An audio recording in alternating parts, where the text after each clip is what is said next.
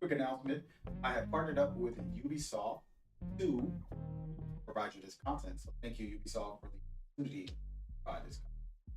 What is this content? Well, we got Rainbow Six Siege exclusive drops happening. We're gonna be doing a watch party for the majors, aka the blast, going down literally soon, a couple seconds. Keep this out. Live. Anger. We go early morning stream. Good guy. Things make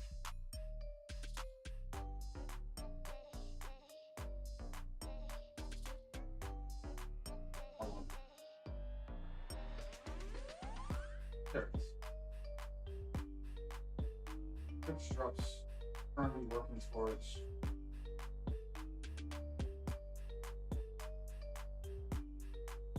hold on.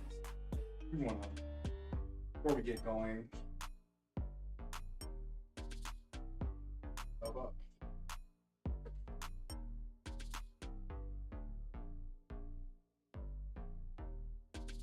oh no.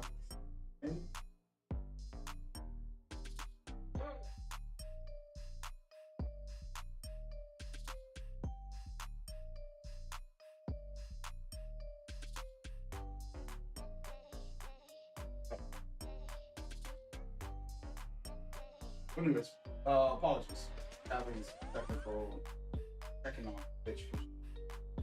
But yeah, we're live. We're about to watch this. We'll put some audio on the gameplay. Fiction.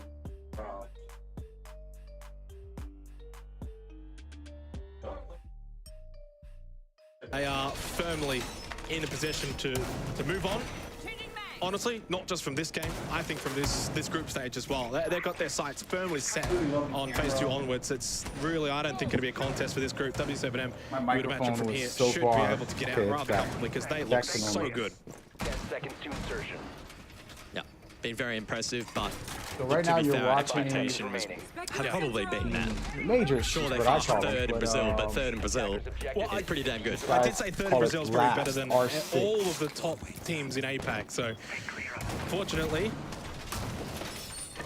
we are getting very much though a taste of what these top regions really look like. Obviously, yesterday a lot of talk was about APAC and its lack of competitiveness. Obviously, Bliss, they are a part of that, and they are now a part of said lack of competitiveness. Is the scoreline indicative though of some of the rounds? I can't even bring myself to say it. No, they've been smashed. Yeah, I'm going to be playing that copium has been thrown as well. I think the bottle's empty. I'm just going to throw it out. It's gone. It's It's not yourself from Jigsaw though. Looking for a position here over towards top red. Blows it early though. Oh, there's it's going to be a Gemini. Or was it? It is. Oh, Fisher though loses his life early in the round, and W7M further pain put in towards Bliss. So for Bliss now, after they lose this game, it's best of 3s onward if they want to progress on to phase 2. They'll have to win 2 best of 3s in their respective group to move forward. That is a very difficult task. Herds towards red stairs. He peeks on down. Absolute clinical display though. KZ again goes to 14. He would have dropped 20 plus in this game if Bliss were competitive. Looking for more.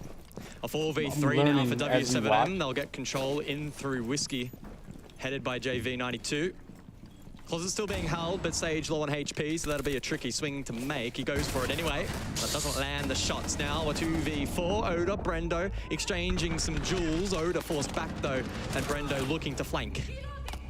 Oda has responded really as the game has gone on. Top fragger for Bliss after a bit of a slow start. Brendo though pushes down, gets at least one, and the down onto JV92. Philippe Pox peeks out just outside pillars. Brendo, can he salvage this round? I don't think he's going to be capable as that diffuser goes down.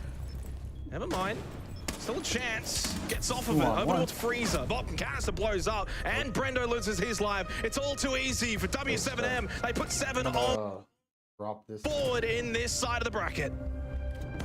Amazing stuff, guys.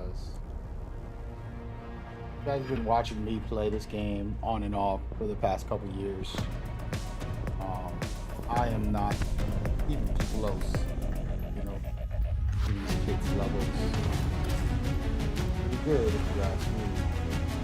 What is this emo?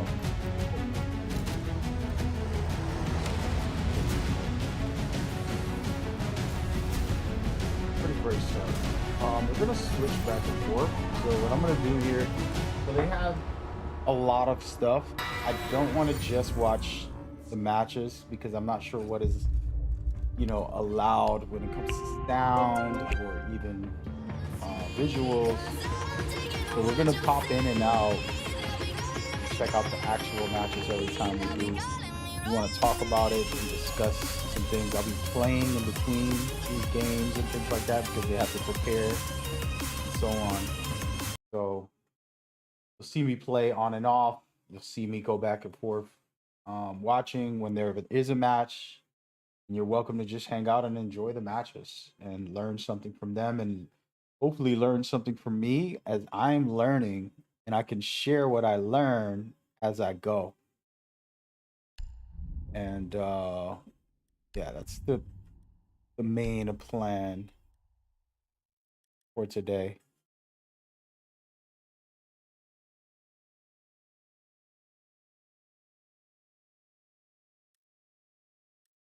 What didn't I do?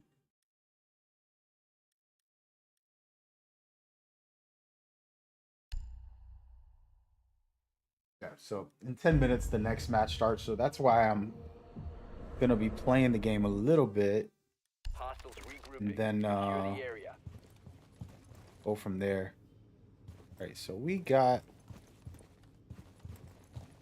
I'm probably gonna hold this back here.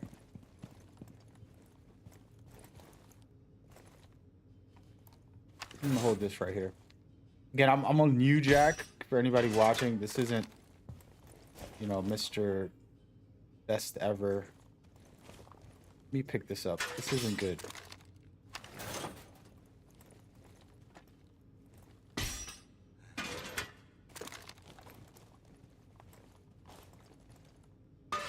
I want to have it perfect, which is kind of like right here, maybe. There we go. Want to be able to peek the door, peek this side. All right.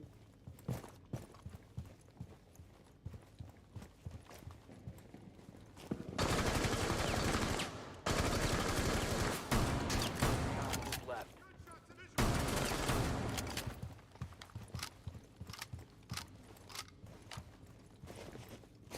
Again, I don't have my headset for this game, so when you see me play this, I'm basically just chilling out.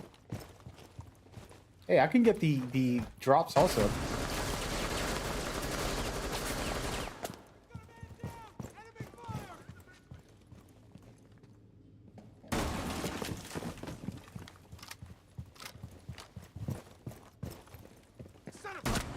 Threat has been eliminated.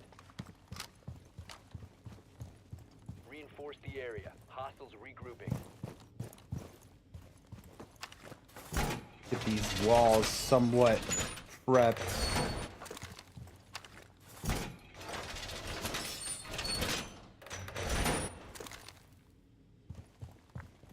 But yeah, so if you want to watch the party, let me know if you want to just watch the actual event more. I don't mind placing it for most of the time.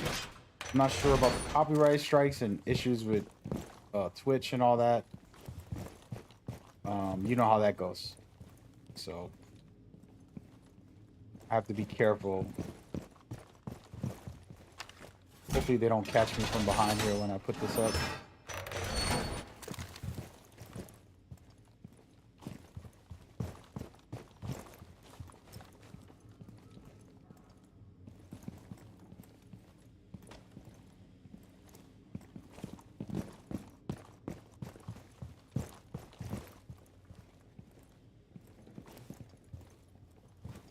In there.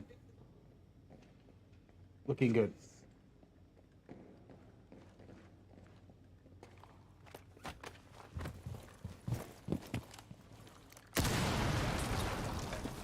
Where the heck was that? Oh. Left. Op 4 has a 20 on the hostage. Dude, what are you doing? Cut it out.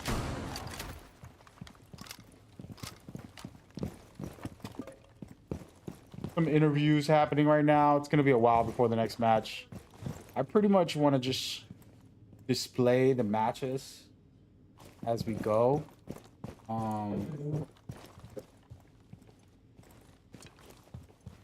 Because it's the key. Where are these guys? Taking forever.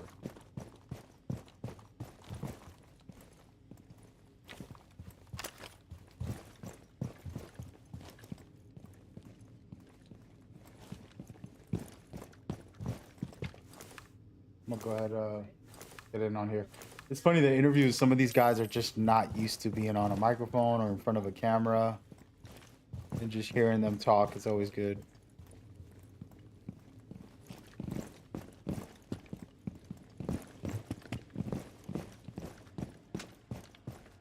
You've been zeroed in by enemy overwatch. Fall back. These guys are taking forever. Where are they?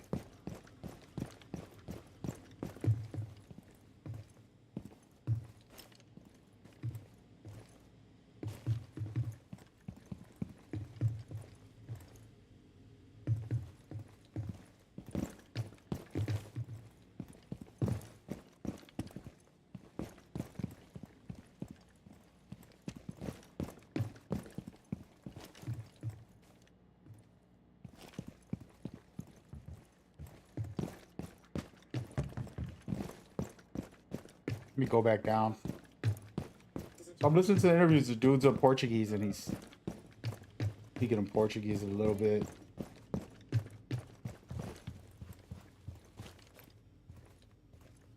Five minutes or so. I have to look at the timer. See when the next match is starting. We can watch. A lot to learn, man. I have a lot to learn. I don't play this game competitively. I don't even play rank like that. I just started. They want me to defend, but there's no enemies anywhere. Let me shoot some shots.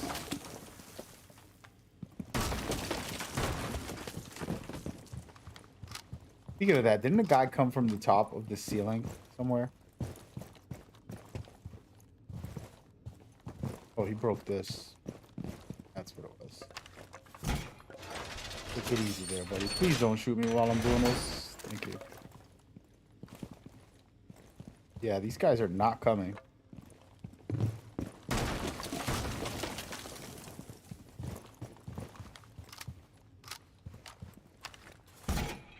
Alright, so we have 3 minutes and 40 seconds. So feel free to just chat with me. Tell me who you think's gonna win.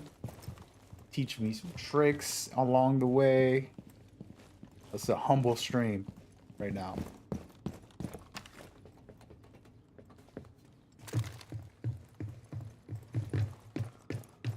Dude, they're like on the top of the map, and hopefully I just find them.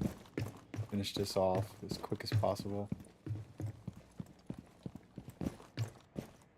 Feels like they're all the way up here somewhere, just hanging out.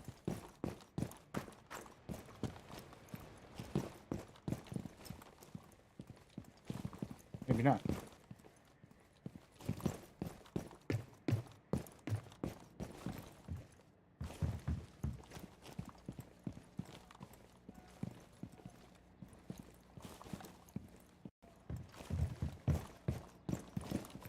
Trying to get into a rhythm of clearing a room properly. They're not in here at all. 2 enemies are glitched, guys. 2 enemies are glitched. I'm just gonna run through and not even pay attention. Wowzers. You're not even in the area. I don't know where to go. Yeah, 2 minutes left, and then we'll go back into the next match. See if they're over here. Where are these? Let me go into the cameras. See if I can see them.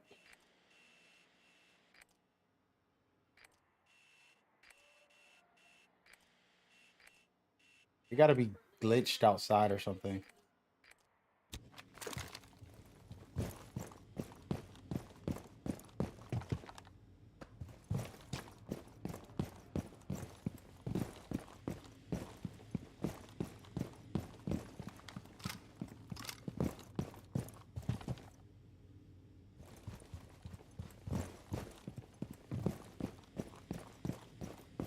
Having a play-in yesterday was pretty Enemy cool. Overwatch has this area covered. Fall back.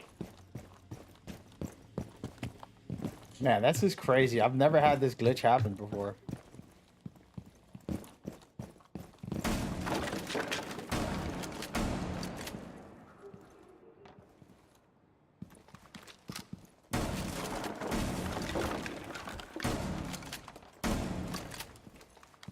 This zone is covered by the enemy. Retreat.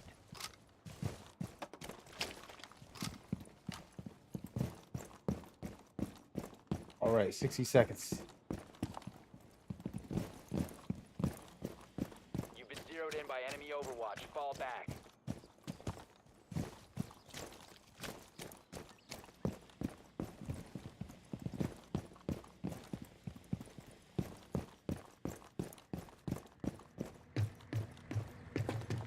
Enemy Overwatch has this area covered. Fall back. Keep it in right here. Hostiles I'm eliminated. so dead right now. Hostiles regrouping. Secure the hostage. All right, here we go. We made it. All right, so the next game's about to play. We're gonna watch that. You're watching me play situations because I literally cannot. Not allowed to play the regular game. I can, but it's gonna basically destroy. Keep the hostage safe. Everything. Hostiles approaching. So let's go ahead and watch. Wolves' forte. But let's get into the map, Vito. Let's find out which single map we will be going to between Wolves and Varel. It looks like we're going to Clubhouse. Wolves got the last ban. They got rid of Chalet, and we're going to Club. Interesting one. I feel like this is comfortable territory for both teams, in my opinion.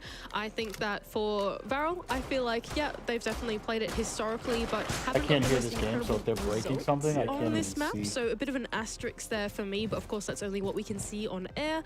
And for Wolves, I think this is a pretty comfy map for them as well. Yeah, I'd like to think that Wolves have done a lot of research because there's a lot of VODs out there of Varel playing this map. So I think that was perhaps their plan. On the outset, it appears, looking at the stats from this year, that Clubhouse is actually one of the favorite bans from Wolves. So if anything, they're the ones who have kind of subverted expectation by taking us to this map. I still think it's a good play from Wolves. Of course, the far more experienced team and on paper, the far more favored team. Varel, we haven't really talked about them yet, Mandy, but they are making their debut on the international stage. They failed to be champions this season in the Japan League, but they were a long time ago at the end of 2021. Now they're back. They've made their own very recent roster move.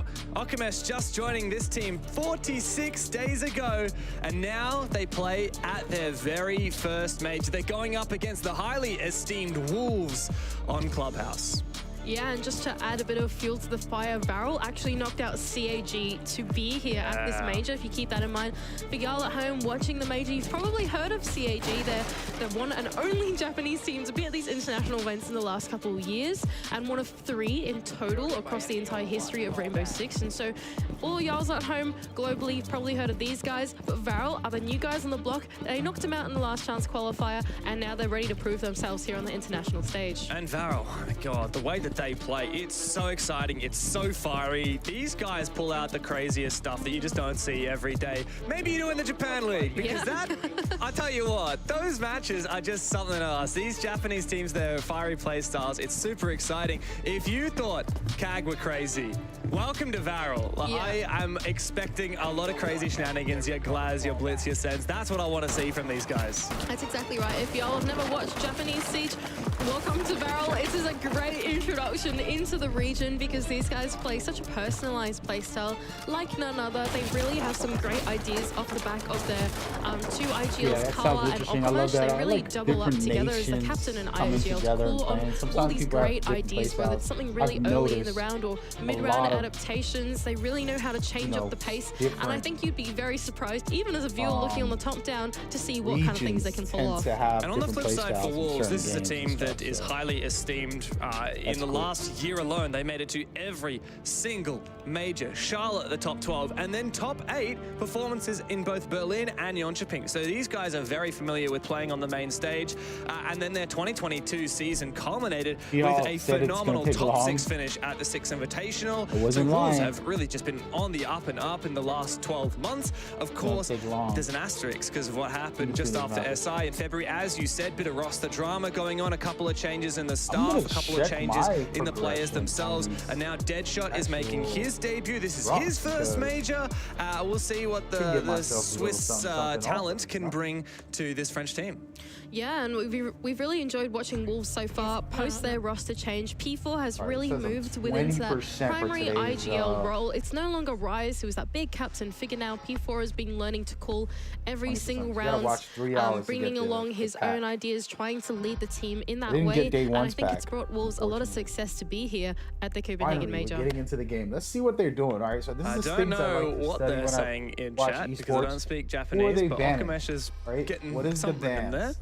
As we get into the very first ban, and Manny, if you've watched Varel, you can probably understand why Wolves decided to ban that Ying. Yeah, that's fair enough. You want to take out one of those disruptor operators. Varel absolutely love it. Not just Varel, but most of the Japanese league as well. They love playing Ying when it's on the board. So I think for Wolves to take it out, pretty comfortable. What's Varel going to get rid of, though? I wonder if they're going to make the hard breach more difficult. It looks like they will. So instead of getting rid of the Hibana, which a lot of teams will do to try and impact trick down that kitchen hatch on the basement bomb site, they decided to get rid of Thatcher, one of those enabling operators to enable the hard breach. Maverick's still in though, so we've seen Varel use that before, and Wolves, they will certainly be confident in opening up these walls without that Thatcher. As for the defense, is Kayib gonna slip in? Okay, Mandy, have a look at this. You know what's funny? A Warden. I thought Warden was useless. Well, I feel like we might see, if not the Ying, a little bit of smoke play on the attacking side.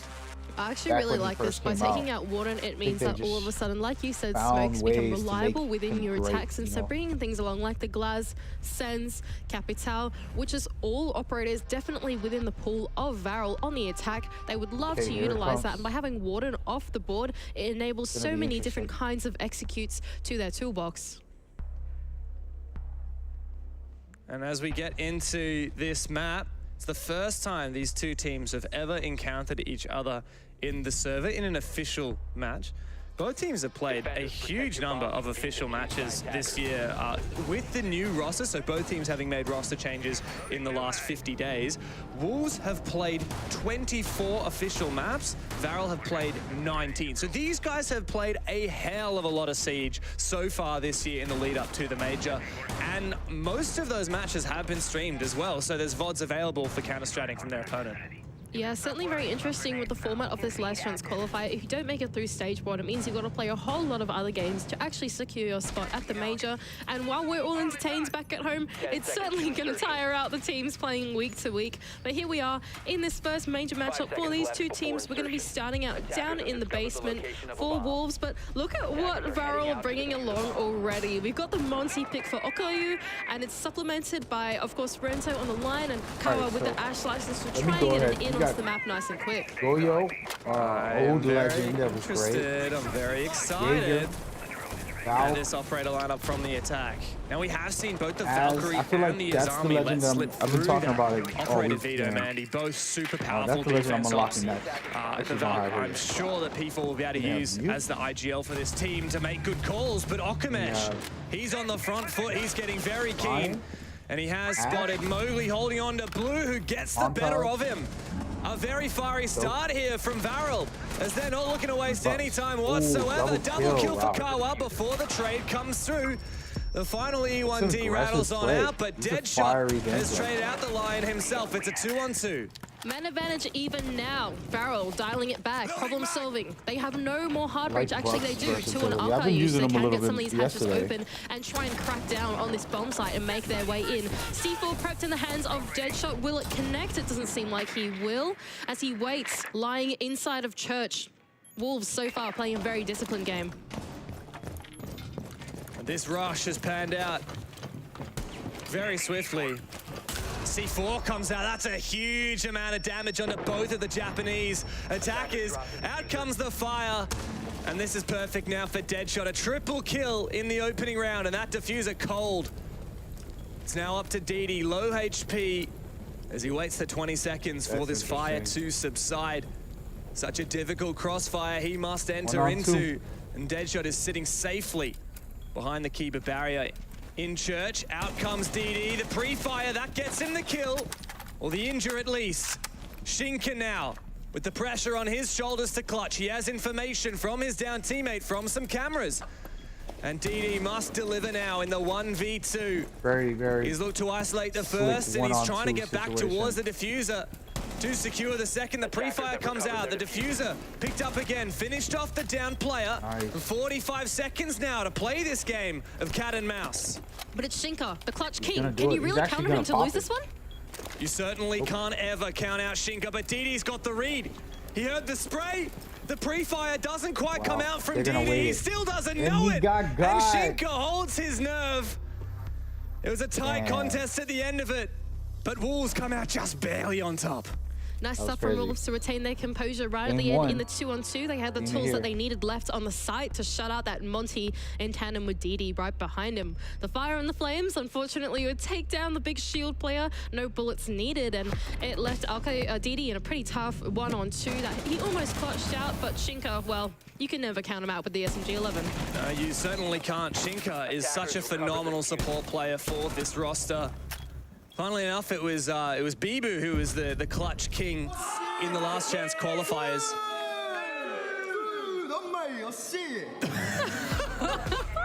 Something is in the water with these Japanese teams, Mandy. They just lost the round, and that was their reaction. These guys are just so happy to be here. The privilege of playing against talent like Wolves is, I mean, they just appreciate it so much, and they're ready to give it their all. I mean, that's such a big thing for APAC, right? This is the first stage that Japan has had its very own league. It's the first time that playing in just Japan League feeds straight into an international event. And so for teams like Varel, for teams like Conception, this is the first time watching their heroes play or getting to play against their heroes, right? People that we've seen on the international stage time and time again, champions, big names like Wolves. And so for Varel, honestly, they're just having the time of their lives, playing the most competitive Siege that they've probably ever seen in their entire career. These guys never played in APAC North in the past. They were just an RJL team, you know, a National League team. And now they're competing against Wolves, some of the most esteemed players in the game of Siege. I mean, how many seasons of EUL have all of these, or at least 4 of these 5 players competed in before? They are experts. They know what they're doing. But Varel will bring the fire. Good information gathering. I love this 0 pick. Rento taking a chunk of damage from an engagement over on the Logi hatch. We'll have to be a little more cautious there. Wolves actually playing a pretty conservative defense off the back of the Azami being left in means that they can make the gym and bedroom area a lot more viable to play in. There are not that many power positions inside of Master itself, but having keeper gates there, having shields there, makes things like playing around the bed, playing around the mattress a lot more viable, and so Wolves are really going to be leaning into that come to the late round of this attack. This Azami has been a real pain, hasn't it? Making it so difficult to clear off these bandit batteries. Fortunately for Akayu, he's just going to use the Maverick. I talk trash about Maverick. He's opened the top, and now he's going to open up the bottom. That should trick the wall. I've never to finish this off. He hasn't quite done what he's about to try to do, which is break that wide open. The wall has now become soft. Doesn't really have any teammates to go and actually make that a walkable hole, though. Yeah, it's a bit dangerous. I think the only soft breach they had was actually breach charges on Rento, who I think has just fallen off the roof, unfortunately. Thankfully, one of his teammates are there to help him out, so that's not too bad. But like you said, it's going to be pretty tough to get that wall open, and instead Varel realized that, well, we can't really attack all that directly. Let's try and sweep the map instead. DD creeping his way up the red stairs now, takes an engagement with Deadshot on the other side on the Jaeger. Chunk of damage, now just a slither of HP as Deadshot rounds the corner and takes him down. A lot of HP lost for his troubles. but the kill is what's important. Speaking of HP, look at the bars Dude, on the Varel side. annoying Deadshot me, does man. find I'm his not that second guy, into the you low know what I mean? Rento. Like, At least Kawa had I found don't hold one, angles. but I'm it's all always falling roaming. apart now for the gotta Japanese. learn to hold angles more. Wolves have been in control I think I'll be of a this way round. better player if I Deadshot is just still in held control angles of every Cash time as and just well. Anchored. What's he gonna do? Oh, he actually But I tend catches to him. like to P4 looking for the roam on peek onto the defense gym window. Unfortunately, and then doesn't quite blank connect the shots. And like you pointed out before, a very low Deadshot doesn't on want to offense. give away his life. Otherwise, the man advantage will be even. Deadshot does actually have an angle onto that gym window jump in where Okamesh is at the moment. That's a And deep as that angle. timer He goes has a down hollow. very low, there's no choice but for Varel to jump on in. Deadshot's got the long angle. The second one jumps in. Kawa does get the kill, but is traded back immediately by Wolves, who are sitting composed 2 rounds in a row. Really nice from Wolves to hunker down on the site and not overextend in their peaks. They were able to find Varel as they loitered their way up the red stairs and tried to go for the sweep across the map. But it was really the Bandit player on the top of the red stairs, Deadshot, that took all the engagements necessary to win out that round. I think he collected Really good 3 stuff. to his name in the end, 1, 2, and the last one to jump through the window as well. In this final replay, he did a fantastic job here with this long line of sight, even only in just 1x scope. He gets the job done.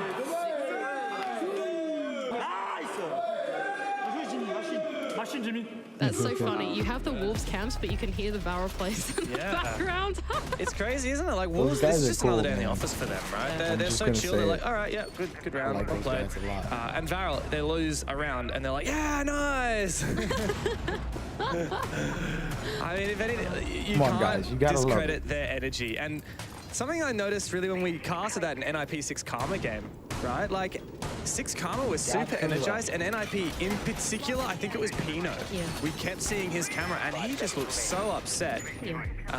He has a massive impact on how you perform. Mental game's a massive thing here in Rainbow Six Siege, especially at the international events where you can quite literally like see your opponents face to face, and not just that, but you can see your teammates as well. Just looking to the side and seeing one of your teammates smile or laugh can really change your outlook on what's going on. And so I think with Varel, You know, the with their fact that mentality they're going into it, yes, they are down to operators so 0-2 often at the is moment, crazy. but that's not going to put them down I do in the that, mental game. They're but still I'm going not to a be fired great up player. and I'm not top And tier. let's not forget pro as well, player. that first round was I very, do it very because close. I want to get Could used well to have been a Varel being win. a flex player. Now we're doing seeing what once the again, team Mandy, needs. something a little bit So I tend spicy. to, Now, like, this is switch strategy up we have seen a before lot. in the But Japan watching these League. guys The smoke consistently onto the wall change. and the Maverick to then make a hole. Look, Rento is we going got to peek Mars. through this hole, and with Mel no one on the here other now, side, no we one have is going to be able to see it from the Spaz in here. defense. The jump in A couple of from big the changes gridlock, there, and like that player drastic. starting to be forced down by Okayu. Is there plan denial? Okamesh has the cover with the LMG.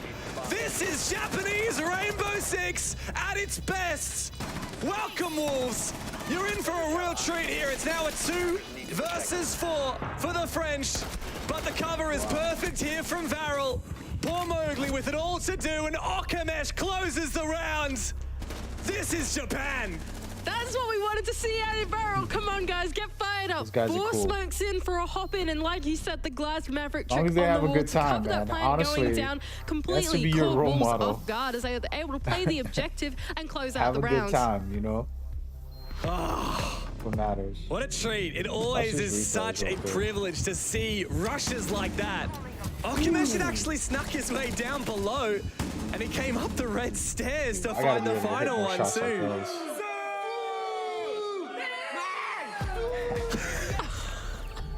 Hey, you gotta love it. I absolutely love it. I absolutely love it. Shout out as well to our observers. Nice, really nice little top down that we got in the corner there to see exactly what was going on down in that execute. It's always so exciting to see smoke plays. And like we were saying before, Warden being banned out by Varel, that's exactly the kind of execute that you want to go for when smokes become so reliable like that. As by the way, Warden is thank you for such watching, a everybody. potent We're trying to operator have a good now in time. the Just meta, chill him out, being taken out play some really caught Rainbow, Wolves off guard, and they're able to pull also off things like that. And isn't it really cool to see an operator that doesn't get a lot of limelight, like Gridlock, finding its way into that round? Like, not only is Gridlock fantastic for rushes because it makes it much more difficult to run through as a defender to try and quickly swing and rotate, but also those track stingers, the animation of them deploying makes a huge amount of sound. And most of the time, that will mask the sound of the plant. I'm pretty sure Wolves wouldn't have known that that plant was going Yeah, down. BB was right next to, I can't remember who was playing the group Kind of of voting for planting these right guys. next to him, and he had absolutely no idea what was going on. We're seeing it again, actually. Look, Like we got swagger. Sens You being got picked that out by energy. Rento as well as Didi. Back on that glass to try and make Just my something opinion. special happen. Sens doesn't get a lot of play, but the thing that Sens really does excel at is being like Glaz's best friend, right? So Glaz can look through smoke, but the more he moves, the less vision he'll have through the smoke. With the Sens wall, he can see through and move as much as he wants, the Glaz can. And so it just makes that Glaz so much more able to be aggressive. Wolves have given away a lot of map control to Varel so far. They haven't looked for a very extended roam. An have to entire 2 change minutes some left on the of clock my, for Varel to plan out this mid here. I'm to looking late at rounds and figure way out they're what execute they're playing. going to go for. How exactly are they going to use the Sens? Now, we've seen a very famous Sens execute. By W7M onto this basement bomb site just before, so I wonder if Varel are going to look to replicate something like that. Yeah, I remember back to the 6 Invitational, and W7M really blew us away with that Sens Glaz execute onto Church Arsenal. Not sure if Varel is looking to cook up the same thing. The real priority for that is to open up this moto hatch, which has already been done. No kitchen hatch, no dirt pressure as of yet. The Caillou does have 3 Selmas, and he's going to put him here on the triple wall. Yeah, good stuff. It does seem like it is going to be a church execute for Varel as the time starts to tick away. Oh, wow. A minute and 10 left on the clock, and Mowgli has actually found Didi off the back of that. That's the Glaz gone. That is something mission critical to their push if they want to supplement Holding it with the the angles, Sens. man. Holding This those is the angles. most important player, Lesson and that it I must have must just learn. been, I'm not sure whether the Sens wall was misplaced, whether there was some kind of denial, a C4, or an impact from Wolves, or whether it was just a lucky pre-fire, well-placed pre-fire through the smoke from Mowgli, but nonetheless, this is getting very awkward now for Varel. With just 45 seconds left on the clock, they're looking to attack from different sides. Keeper Gates closing off the breaches. Mowgli collects a second to his name. Okamesh going down, and with only 35 seconds left, Wolves look like they're in pole position to take the round. Yeah, and that Azami has made it so difficult. And they Every hit time this Varel shot right breaches here. That's open what it's that all church about. wall, there is a response. Finally, a response as well for Varel as Mowgli goes down. 3v4, that timer ticking away, but P4 is not done yet. Bibu gets in on the action. It's all up to Carwell, bottom main stairs. That diffuser cold on the ground in short. So many angles now to cover. And with 4 players to find, I'm afraid that Kawa here is doomed to die. Dead shot to finish him off. And Wolves up 3-1 here on their defense. Really great work there from the Azami of Bibu as he's able to use them spontaneously through the mid to late round and patching up the holes on the wall. What that meant was that Church was suddenly much safer to play in than Varel had anticipated. They were able to make sure they could play around that breach area safely. Not only that, but the Azami gate on the table as well adds an additional power position inside of that bomb site. And I think Varel, in the end, really played into the hands of that impromptu strategy that Wolves brought out through the mid round. Yeah, massive credit to Mowgli there. He really stopped that push. We just saw it on the replay. He actually peeked around the Sens wall, so he managed to see the Glaz. So he just timed it perfectly. Took advantage of a slight misplacement of that Sens wall. And that's the thing with these very rush and execute-centric plays that Varel tend to love. You have to dot all your I's and cross all your T's. As soon as something is a millimeter off, there's an angle and the defense will win it. I think the way I'd phrase it is it takes a lot of finesse to get it right. Like every single little part of your push kind of has to go right. And if something doesn't go exactly the way you want it to, there's a slip in the crack, a weird line of sight that you realize you didn't make for the defenders or something like that, it can fall apart. And that's a big criticism of Varel through stage 1 is that although their playstyle is so unique, it's unpredictable and it's fun, it can be inconsistent. Well, as for Wolves, they have been so consistent. 12-map win streak, as you pointed out, between the last chance qualifiers and the GWB qualifiers. These guys have been on an absolute tear, really farming through Europe. I believe they've defeated 6 different EUL teams, including Virtus Pro, who are the champions of the league throughout that campaign. And they've been nigh undefeated in BO3s. Now, this is a BO1, which has proved more challenging for them, but the same can be said for Varel. All right, so Varel. I like the highlights. One attack on the board, Highlights but can are you make really it good, 2? too. Gym and Bedroom will be the next bomb site of choice, and once again, the Azami being cycled through the players of Wolves. It's now on P4 this time on Gym and Bedroom. Now, last time we really saw Varel struggle to get their way into that bomb site. Master Bedroom and Gym was very fortified by those keeper gates to create additional power positions, and this time it seems like they're going to try and do something a little bit more direct. Yeah, this is a much better attack here for Varel. Already a lot of progress made. In comes Carwow, jumps straight on inside. But he's lost two Because that's teammates what I already. tend to do. Akayu and DD goes down. Kawa finally finds P4 inside Somebody of that Jim. can switch it up Okamesh, though, he when it's needed to win necessary. that fight to keep this round winnable. All up to Kawa now. He's found two. He's going to have to find all 5 in the round. Isolating these ones is essential. A nice pre-fire, but doesn't quite land the shot. Unfortunately, that Capcan trap has taken him down very low.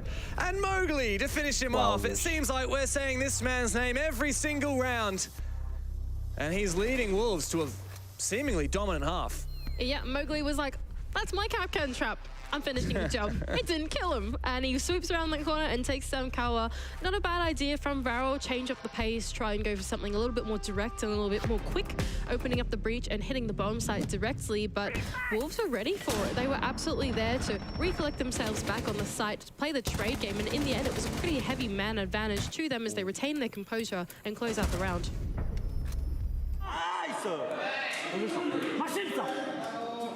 Starting to see Wolves getting a bit fired up as well. They're looking comfortable here. This is a very good lead, and even if they are to lose this final round of the half, a 4-2 on their defense is pretty admirable, in my opinion, on Clubhouse. I will say, you know, that Azami being left in, Solus is also left in. We haven't talked about her at all. And the Valkyrie, 3 super powerful defensive operators, and that's the real cost of banning out that Warden. It's the opportunity cost. You don't get to ban out something else. And that's a big problem as well for Varel, is that as soon as you have both Azami and Solus in the way that I see the game currently, no matter what map you're playing on, it's going to lean in towards that defender-sided sort of scope, because you have to bring so many additional tools to try and deal with one or the other. If Solus is there, you need to add something to your roam clear to make it a bit easier. If Azami is there, you need additional explosives to bring through the mid-rounds. And with Clubhouse, it's such a hard map to bring along all the tools that you need, right? Clubhouse is such a checklisty map. You need a lot of hard breach first of all to get things done. Then you need a lot of just buck sledge to get walls open, to play the vertical. And then on top of that, you need explosive. It leaves very little room for Varel to do what Varel does best. Well, there's one last chance for them to have a fiery attack. No Glaz, no gridlock, So nothing of the what I'm sort liking this here, round. Much more conventional. Not a some single of the smoke in characters that sight, I've in been fact. talking about lately since I've been playing Here comes more the Maverick, often, and Okamesh is on his nice are rappel. really, really great. Was actually just deployed to become get rid more of that powerful Vandit than battery before. though. So the I wall think will the indeed be meta opened is by the stronger than Selma. I ever. believe an In fact, impact this is there an from example. I P4 would love might the have tick made rate. that I'm not even breach sure if insufficient, there's a- however. It's If there possible, and I is, think you might be probably right. is, It's now but only a line of take rate, sight rather than a vault-in hole. Now, keep in mind that a R6 vault-in hole is not mission critical mass. to the execute that Varel would like to do. All they need is that line like of to look sight at to this stuff. It assist them kinda in tells clearing that me more or position less inside of Garage and how things are creating a working. line of Okay, sight somebody to make sure that posted that stuff mobile up player on side of Rafters can't wiggle around the all too last much. Although Varel seemed to decide to flip their push around as Carl creeps his way up the main stairs, but taken down by Deadshot, Lurk unsuccessful. Yeah, he's one of the best fraggers at the moment for Varel, so that'll be a pretty devastating blow. Once again, this Azami is creating some amazing positions. There's no way Deadshot gets that onto Okamesh. So well played there. He timed it perfectly, heard the nade pin pull, and went for the swing. Varel are really on the ropes here, Mandy.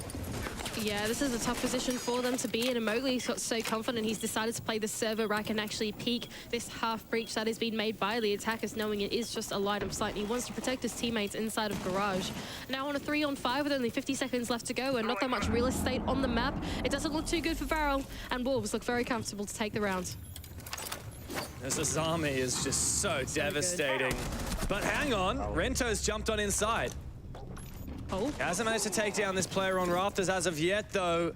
Now the last 2 remaining attackers will look to hunt. Who is that? Bibu. Lying prone now on top of the Rafters position, waiting for his moment, biding his time. Akayu finds the long angle onto Mowgli. That's the player you want to take down. But Bibu, he jumps on up. He finds the first one. Now it's on DD to trade. He does. Very, very difficult. Very risky amount of time. Look at the HP as well now for the attack. DD looking to make a very ambitious rotate with just 7 seconds left. This is desperation, and it's simply not going to happen for Varel. Wolves will be very happy with such a dominant defense. 5-1. Game. Let's be Moving honest. into the second half. Really good stuff 5-1. for Wolves going on the defending half. They didn't look like they went through that much adversity through the entire thing. It was really on that Azami that was being cycled through the players of Wolves to create these mid-round adaptations that dealt with the Varel attack so well. First of all, we saw them already create these additional power positions. We saw it a lot on Gym and Bedroom, for example, even down in the basement when Varel tried to do this really cheeky attack with the Sens. It was completely blocked out by the Azami, blocking out that breach. Even here now, inside of CCTV and Cash, it enables Mowgli to play around that server rack. It means that Rafters is really safe. It means they can block up the breach a little bit later into the round. There's just so much that the Azami did for Wolves through the mid to late round that brought them a lot of defenders. I mean, exceptional half for Wolves. They really know how to use that Azami to perfection. And now my question is, how do they do it at dealing with that Azami, right? DD's now playing it for Varel. But I'm going to admit, I'm a bit concerned here for Varel. They might have found one beautiful attack round with that Cash CCTV rush, with the Gridlock and the Glaz and the Maverick. But that's the only thing they found all game, Mandy. And while one of the rounds, the very first round, was a very close 1v1, a lot of the rest of these rounds have been pretty dominant in favor of Wolves. And I think they'll be very confident now moving on to their attack. Yeah, I think that's exactly right. Do keep in mind that because both Azami and Solus are left in for the defense, I was expecting this map to be a little more defender-favored regardless. I felt like there's a lot for the attack to deal with, although I feel like Wolves have actually brought along kind of the right lineup to deal with already. You all right there, man? I'm not dying, I'm okay. We've got Mowgli, who's got the Ash, and while Kawa was playing the Ash as well on the attack up, Kawa was doing things like looking for lurks and whatnot, right? But you can immediately see here, P4 and Mowgli are actually immediately assisting the push on that early to mid round and making sure that they have their explosives in the right place to try and deal with Azami early on. Well, now an attempt here from Wolves to breach this wall. The electrical has been found, and the EMP has gone out. Wall successfully breached now. Bibu tries to... actually, it's a rush. Look at that for Wolves. Fight fire with fire, I guess. Rushing into the top floor. Nice shot from P4. And that does bring the man advantage back to Wolves' favor. It was Akayu who found the opening kill, but immediately Wolves have found two in response. DD's evened up the numbers once again, as Deadshot is in the dirt. 3v3. And Wolves, while they don't have the site yet, this is bar and stage, remember, they do have top floor control.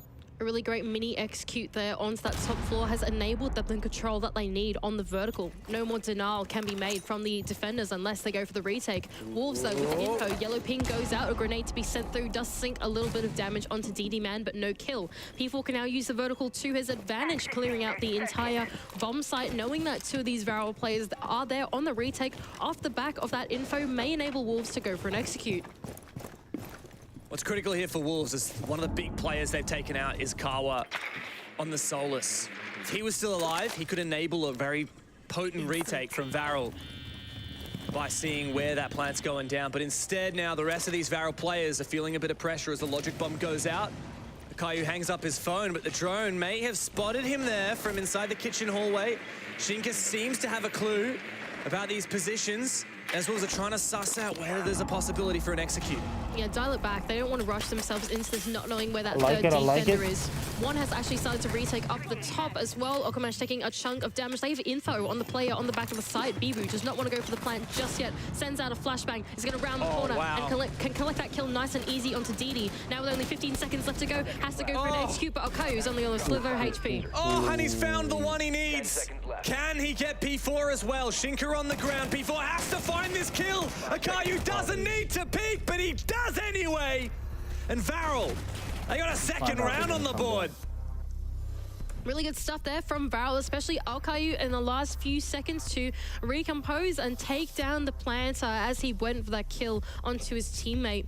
Unfortunately there for Wolves, although the mini execute onto the top floor was successful, they couldn't quite translate it down another floor as they felt the pressure of the Varel players going for that retake onto the top floor, then having to figure out where the final defender on the site was. There's just a little bits of missing intel for Wolves and they were scared to go for that execute, and off the back of that hesitation, Varel recompose and win the round.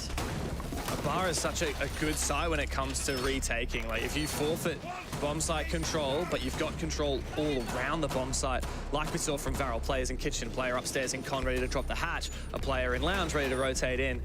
But Wolves played it really well, to their credit. And Varel are very lucky to have won that round, took some heroics by the end of it. That's exactly right. That round was so back and forth, right? The mini Could have execute was so fun with it. I successful feel for like Wolves, Varel- although they lost a few Varel men in the very process fun. of that. But it was Their really that reaction. transition Really point, the point of different. limbo between that mid-round to execute, where they hesitated off the back of a lack of intel. And I think Varel just did a great job at identifying what they could go for and trying to press the attack onto Wolves. And it's one of those rounds of Siege that are always so exciting to watch when it's so back and forth like that. Well, Mandy, the trend continues. We have only seen a single attack round one so far here on Clubhouse. Wolves are looking to add a second mark in that column. Bibu has had a phenomenal game so far. I just realized he's on double digits already. He is taken very low here by an aggressive peak from Varel. Okamesh has identified that there is some true They work going come down to this onto place, that they're gonna ground think floor, and that. it's probably calling out to his teammates that in fact they are not so directly attacking the bomb site, which is gym and bedroom, and they are in fact setting up their way down below. Mowgli, with a small peep onto the breach there, is able to get a look in on this main stairs, supplemented by Deadshot now opening up the wall as well, so not too bad in terms of the progress from the Wolves, but it feels like Varel so far have got a pretty good read on the attack. Very curious setup there from Varel, not reinforcing one of those walls, even though they did have a reinforcement spare, I thought. Maybe not, apparently. Now, Miscalculation. yeah, I don't know, a bit strange. No reinforcements left. I read that wrong. Yeah, okay, fair enough. Well, Wolves, at least they had the buck to open that up. They've made some good progress now as well on the CCTV side. They reinforced over it. Oh gosh. So okay. they actually didn't have a reinforcement. The buck opened it up and then they reinforced over it. Spooky. What the? P4 probably just came back to this wall and was like, Hang on a second, why I is thought it we breached closed? this. I thought we breached this a few moments ago. Oh, Deadshot taking a bunch of damage off the back of the CC window from Kawa, who has decided to retreat back into his shell a little bit with a minute left to go. Wolves need to figure out exactly what their point of execute is going to be. Are they going to sweep the map or try and hit the bomb site directly? Mowgli looking for a lurk on the other side of the map, can round the corner here inside of Cash onto a low Kawa, who drops the hatch to safety. Mowgli instead matchup trying to here. look for this Everybody's taking their added time con this time. control. Yellow ping to go out and a nade to flush out the player in the corner of DD does force him away, and Deadshot can get the cutoff. And now they're encroaching upon this bomb site up Wolves. They got numbers advantage. Nice nade there. Akayu feeling the pressure. It wasn't cooked, however, so he might be able to sustain some damage. A good flash. No, actually doesn't work out. In fact, P4 may have flashed himself. The second one does blind Akayu for just a moment. And that's enough time for Shinka to find the kill. Wolves numbers advantage, but that's immediately changed as Okamesh is on for the flank and Rento's holding down the fort on site. Just 2 players left, but it's Mowgli to find yet another. He regroups with his teammate of Shinko, who needs to force that plant down. Yeah, but the site By the is way, don't cleared mind up. me, They guys. could try and get the Yeah, plant it's down, but the okay. info is there. And Oh, Power has the no. diffuser in his pocket. Stop the bomb diffuser. And it has been denied by Okamesh. He gets both of them. And Brave. Varel are fired up here.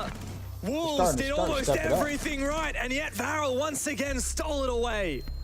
Really nice work there from Varel as they're able to recollect themselves there on the execute phase of the round. Okamesh looking for a very opportunistic flank as Wolves looked a little rattled trying to get their way into the bomb site. They couldn't enter in through the breach. The window pressure wasn't quite there, even though Deadshot was able to kill one. And Alkayu being able to re-aggress onto that breach really stunted the push in its measure. And for Shinka, unfortunately, attempting to get the bomb down, it was completely read by Kawa with the Valkyrie cameras and shut down by Okamesh to close it out.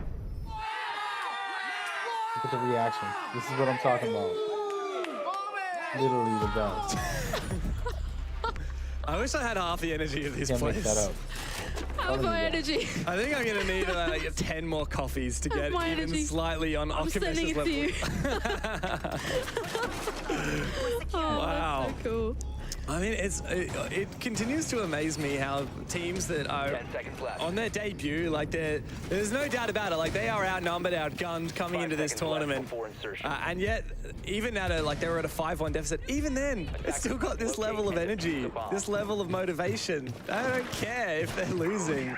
They will bring it back. They're absolutely ecstatic to be here. And like, honestly, Deb, I mean, so am I. Like, we've covered this region for an entire stage now. We've gotten to be excited over the Japanese roster for week upon week, and to see them here now at an international event, I think is just so heartwarming. It is really great to see them here. But Wolves is a pretty formidable opponent to try and take down. That is scary for your first matchup. Wolves very much returning to the form that we saw at the Six Invitational, where they peaked with that top 6 performance.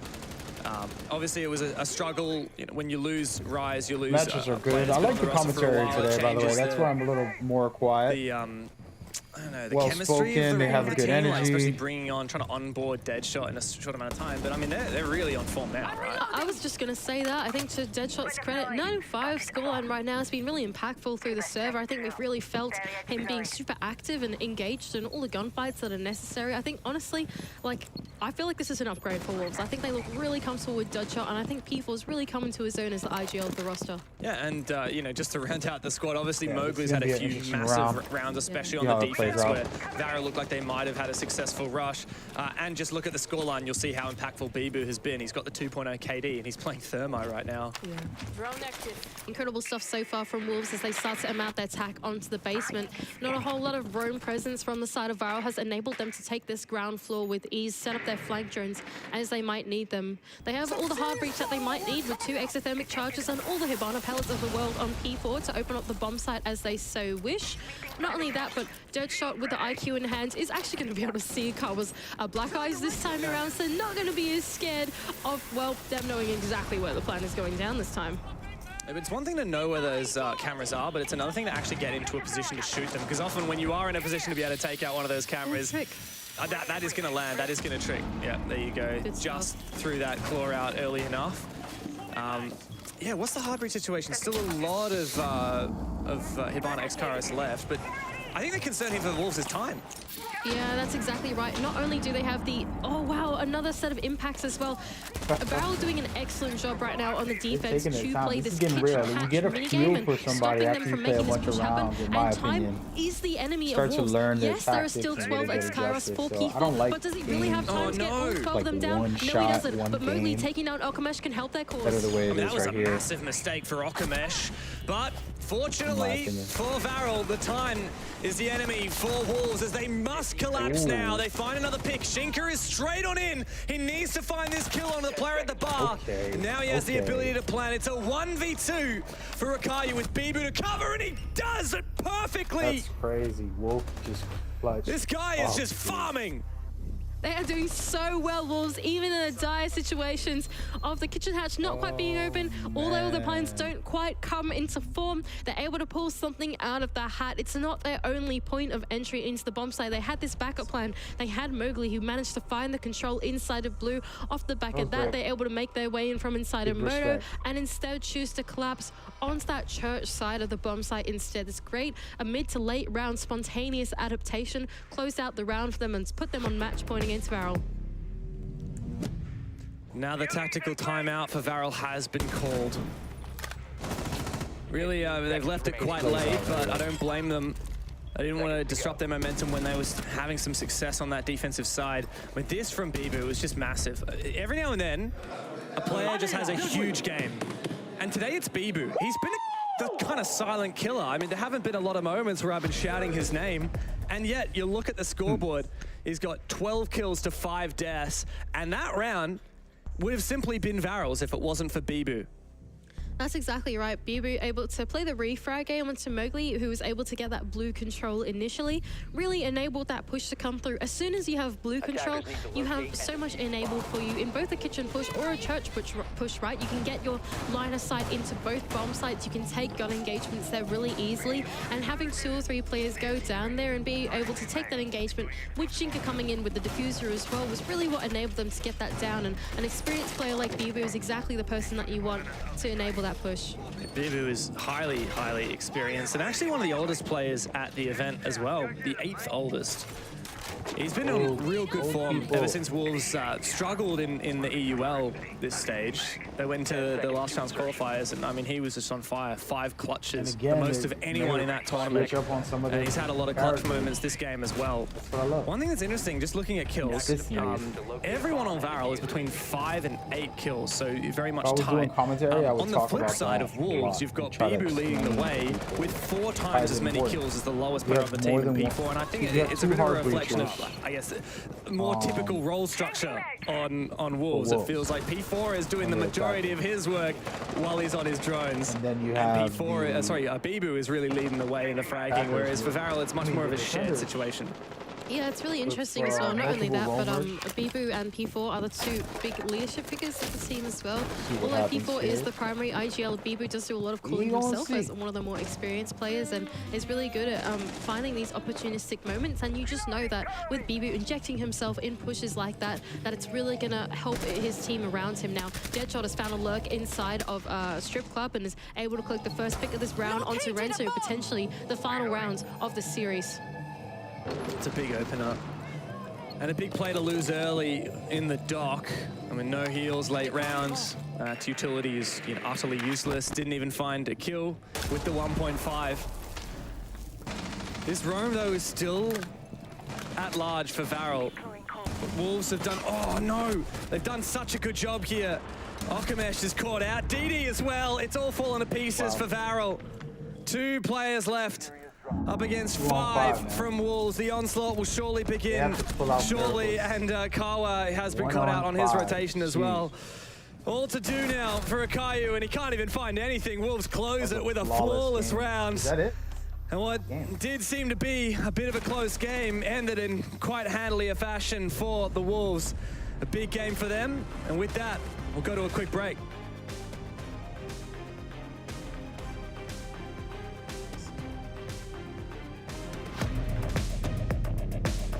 So before this break, I'm gonna go back to my gameplay. I'm not sure how long. 11 minutes. All right. So we'll be back. Be back on that. We're going right into ranked right now, which is cool. All right. So hopefully by 11 minutes we'll be back. But yeah, let's do it. Let's do it. Go garage. Never mind.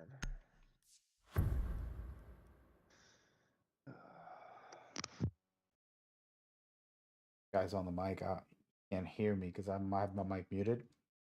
But I don't know what he said. I didn't have my headset on.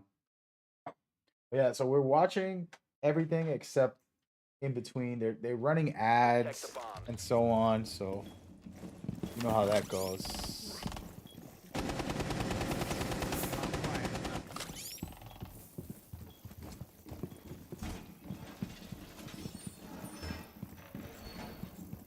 Where the drones at?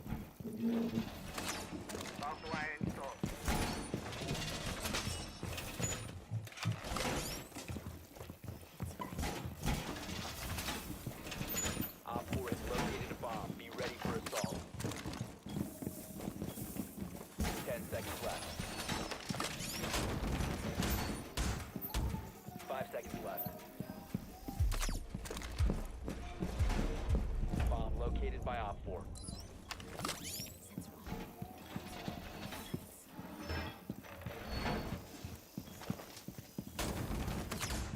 I'm gonna go roam. I don't really like a shotgun for this map. It's not that close quarters compared to others for me. Electrosensor active.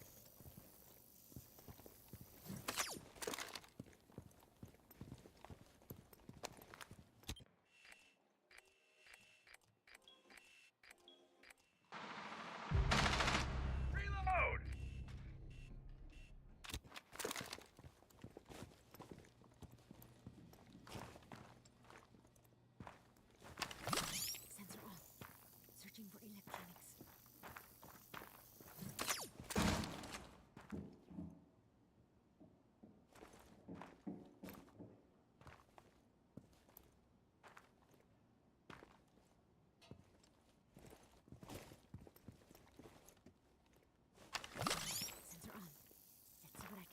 Guys are extra quiet right now. Oh, look at that. Teammate just wiped out some of the guys. I'm definitely going to scan that.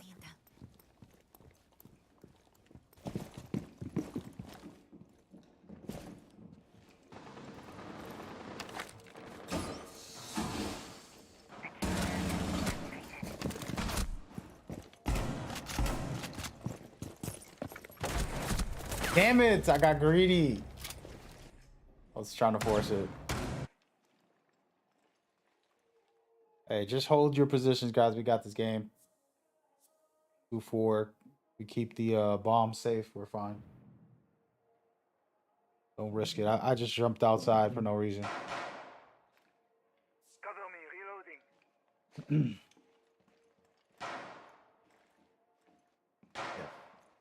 So we still got a good like 9 minutes before the next match for these majors. Been pretty good. I got to give Ubisoft props for showing me love and letting me partner up with them to be able to give you guys the Twitch drops as well as create this content, be able to have a watch party, all that good stuff. So hopefully you're enjoying it. Again, I'm only showcasing it in between the games. I don't want to showcase all of it. There's a lot of like downtime. Time expires in 10 seconds. Op 4 eliminated. Mission successful. You know. Let's go.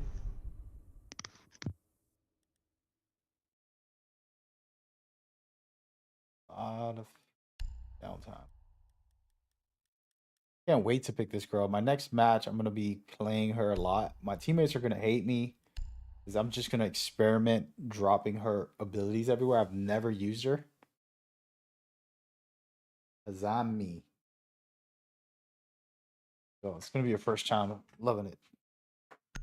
Very excited.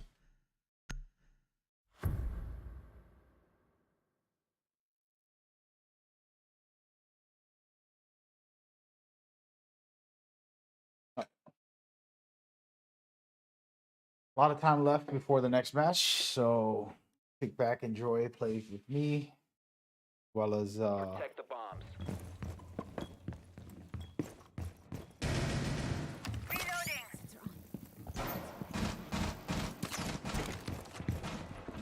I don't even know where the let me actually try this.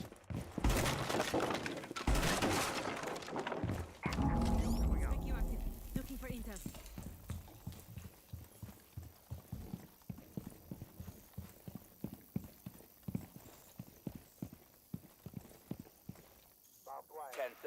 Why can't I see anything today?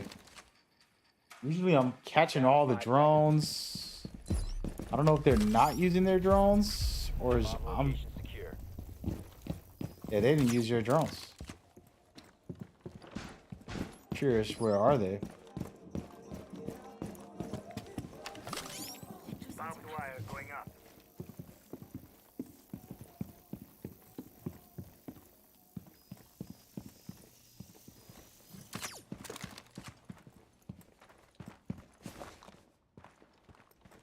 Taking my time here. Specchio sensor on the lookout.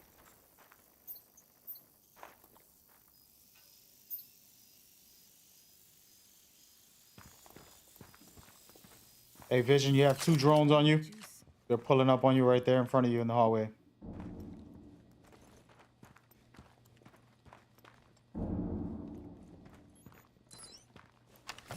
Specchio active. Looking for intel.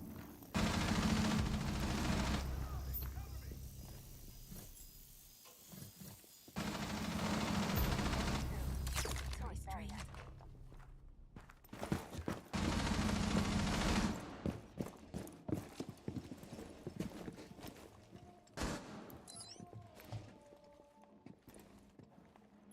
Got him. Launch the spec scan.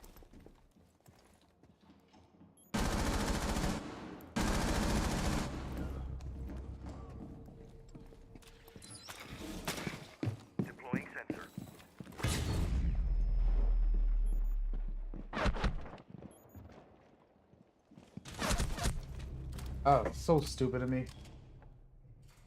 So stupid. You so stupid, stupid. That was terrible. Sensor activated. Let me check my Twitch drops, you know? I'm about 50% down the rabbit hole for today's rewards. I want to see what it is. Located a bomb. No?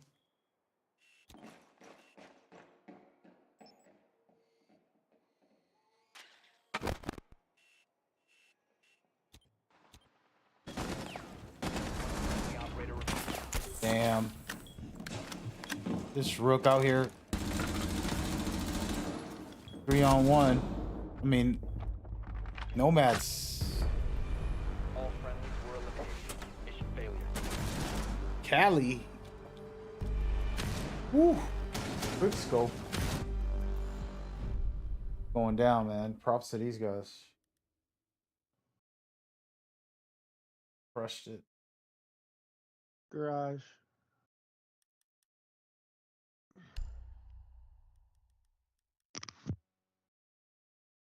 I'm gonna anchor down this time.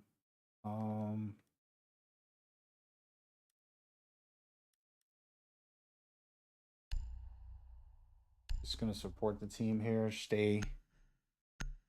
I can roam with him, but I don't think I'm going to. Match is gonna start in about 2 minutes. What's going on, Faded Rabbit? I'm watching the games, but there's commercials, you know, Twitch ads, and I'm just not showcasing those because they have nothing to do with watch party of these games. So Time to armor up. hope you're doing good. Hope you're having a great day. Yeah, these games are Bomb. Be ready for assault.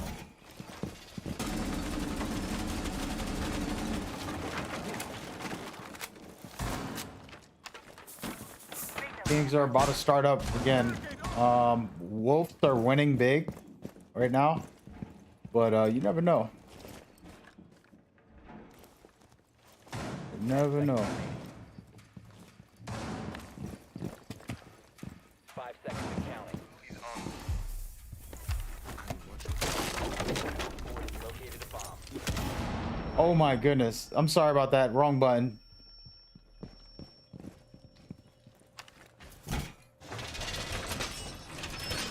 Get in there.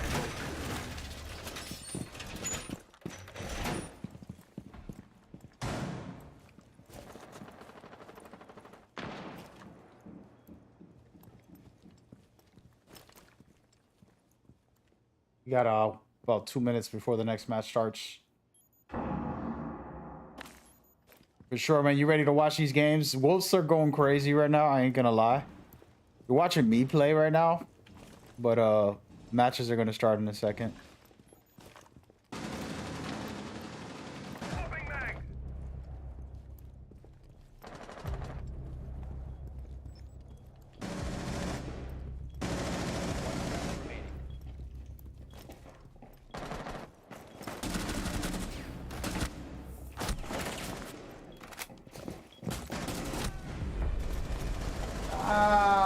All right, let's go ahead and put this game on. Yeah, so the match is gonna start in 20 seconds to be exact. Going down. Hope you're enjoying the stream. I'm gonna do a little bit of commentary in between. I like their commentary. I think they're doing okay. But you know, in between, I'll give my thoughts, opinions, and feelings on what I'm seeing. By the way, if you're here for the Twitch drops, make sure that you have your Twitch connected to Welcome. We have 2 best of ones left, and we've already decided which teams Ubisoft. are heading to that lower That way bracket you can and which teams are activate it in and the all that upper good stuff. bracket in Group D. So let's have a look at what we can be expecting. Should pop up on the top of the W7M chat, is going to and be then you're going able up to see your against Wolves in a progression. best of 3 to determine which one qualifies directly into phase 2. Whereas when we're looking at the lower bracket, Bliss up against Varel to determine who goes into that lower bracket final. It's also going to be a best of 3, but the loser of that series on Thursday is going to be going. Actually, loser of that series is going to be today, and that team's going to be going home. So we're doing that today. We're not waiting until Thursday. We're seeing all that live. Now, The group that we're going to be heading into, which is going to have 2 best of ones, is going to be Group A. We're going to be starting off with Sandbox up against Fury. Winner goes to the upper bracket, who you got loser winning goes to the this? lower bracket. You guys already know what it is. M&M up against Falcons, which personally is my favorite game. I'm looking forward to that one the most.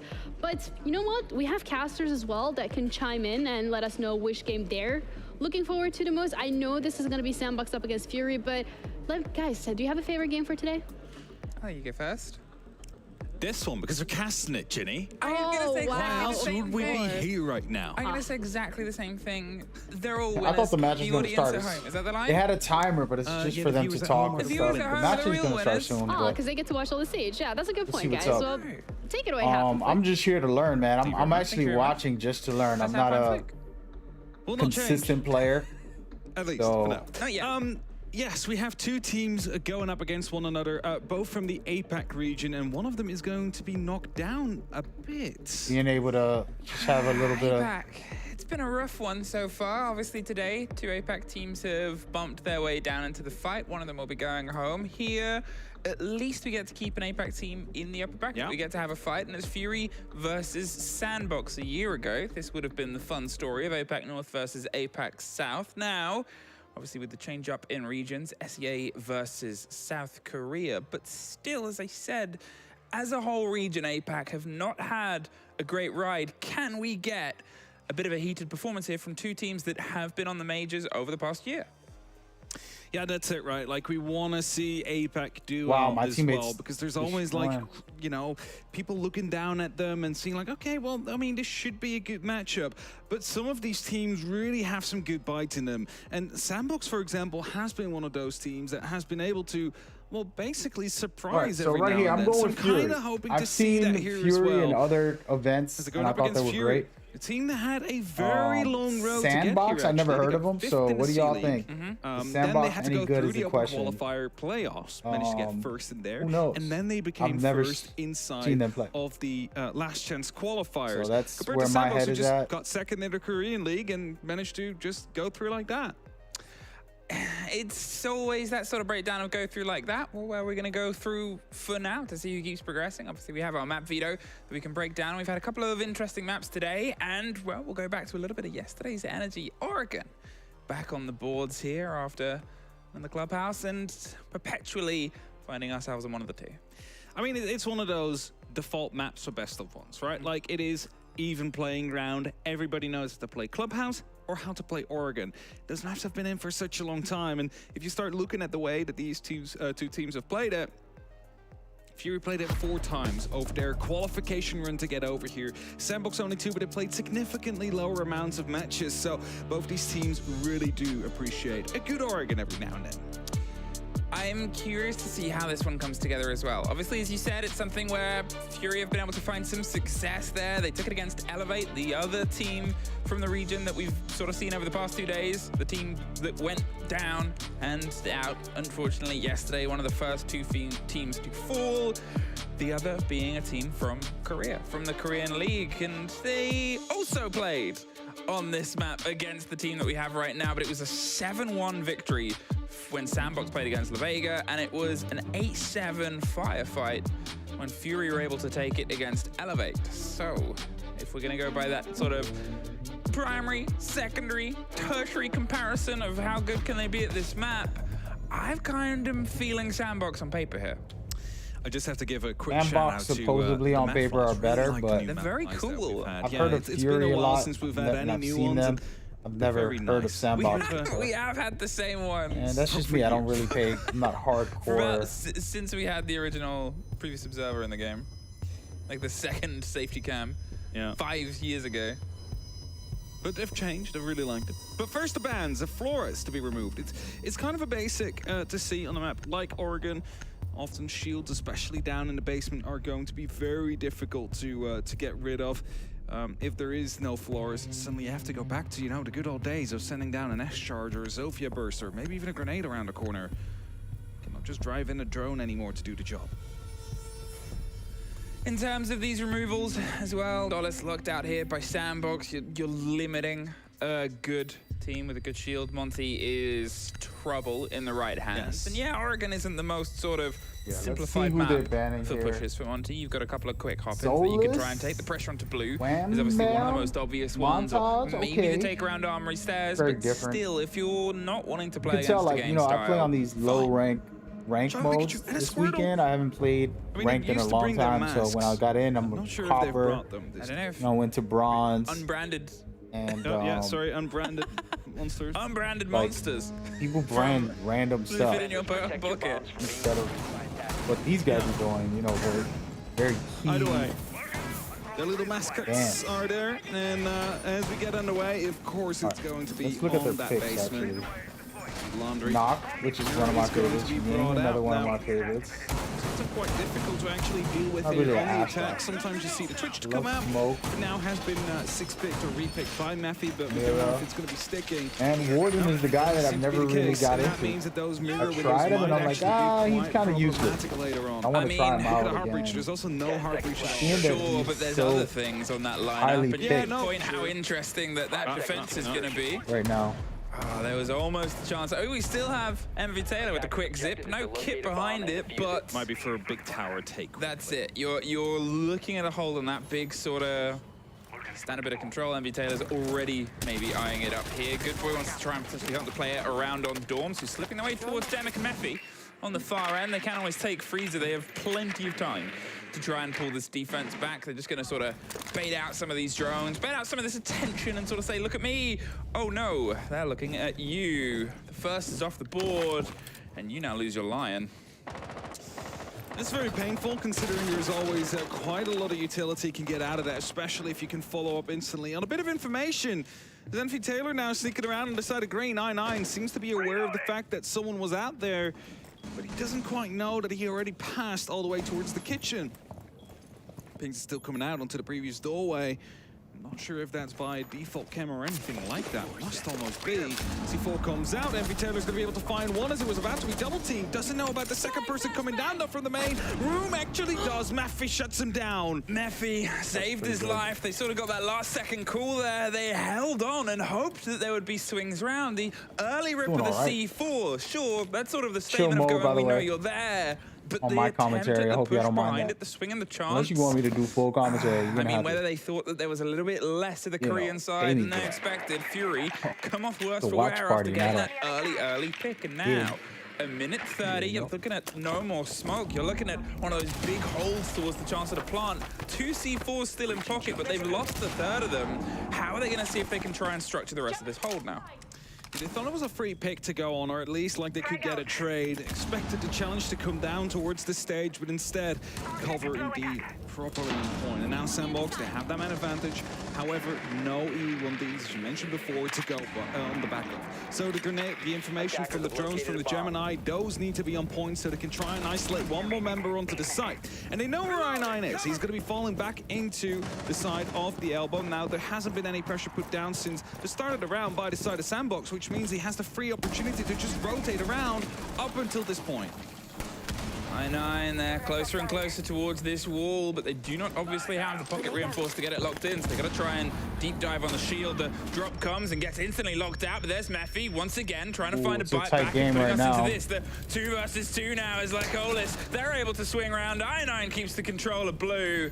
And Arakaze, all that's left, has the kit, has fire stopping him, hit the default, the flashes and the blinds onto the close freezer player, but they've rotated themselves closer and closer here. I9 is ready to offer the support swing. They want this as a 2 versus 1, just misses the feet as they tuck themselves in and out of time and out of the room. I9 locks off the end of the first round for Fury. Managed to recover it yet once more as the final push decided to come in from the side of Sandbox. It's almost a very tricky push. Even if you have a man advantage, you still have to drop these hatches. C4s can just fly over if they're still in pocket. As soon as you walk out of that box, there's going to be like footholes out there which they can see you from and take you down from. So you always have to be very careful going for a drop like that. And it started off like this, the first kill. Drone came in, realized someone was most likely going to be right behind it and followed up on it. And you see Matthew just coming in with the cover just in time before Dark was able to put in the final bullet. Just teammate. I mean, I do like how Fury set up their defense kind of sort of postured aggressively. They weren't too far away from the site. They had the hatch, they had the staircase control, they fully had the option to rotate back if they wanted. And you're looking at sort of the minute 40, the minute 50 mark, and they've got the opening kills. A lot of teams would have at that point sort of said, listen, we've baited out a lot, we've cost them a lot of drones, let's pull back, 5 versus 4 on the site. You still have a lot to go with, but instead, full sending it for the support on the player on top of the hatch to say, no, we're gonna keep tower, we know what they are, we know that they're in green. And it's sort of a statement to make early on in this game of, we're gonna have these fights in these positions that we're hoping you're a lot more uncomfortable with than we are. Now, I9 playing in the big tower. He's all the way up on the top floor as well. Has, of course, these keeper barriers he can use to fortify his position if the need may arise.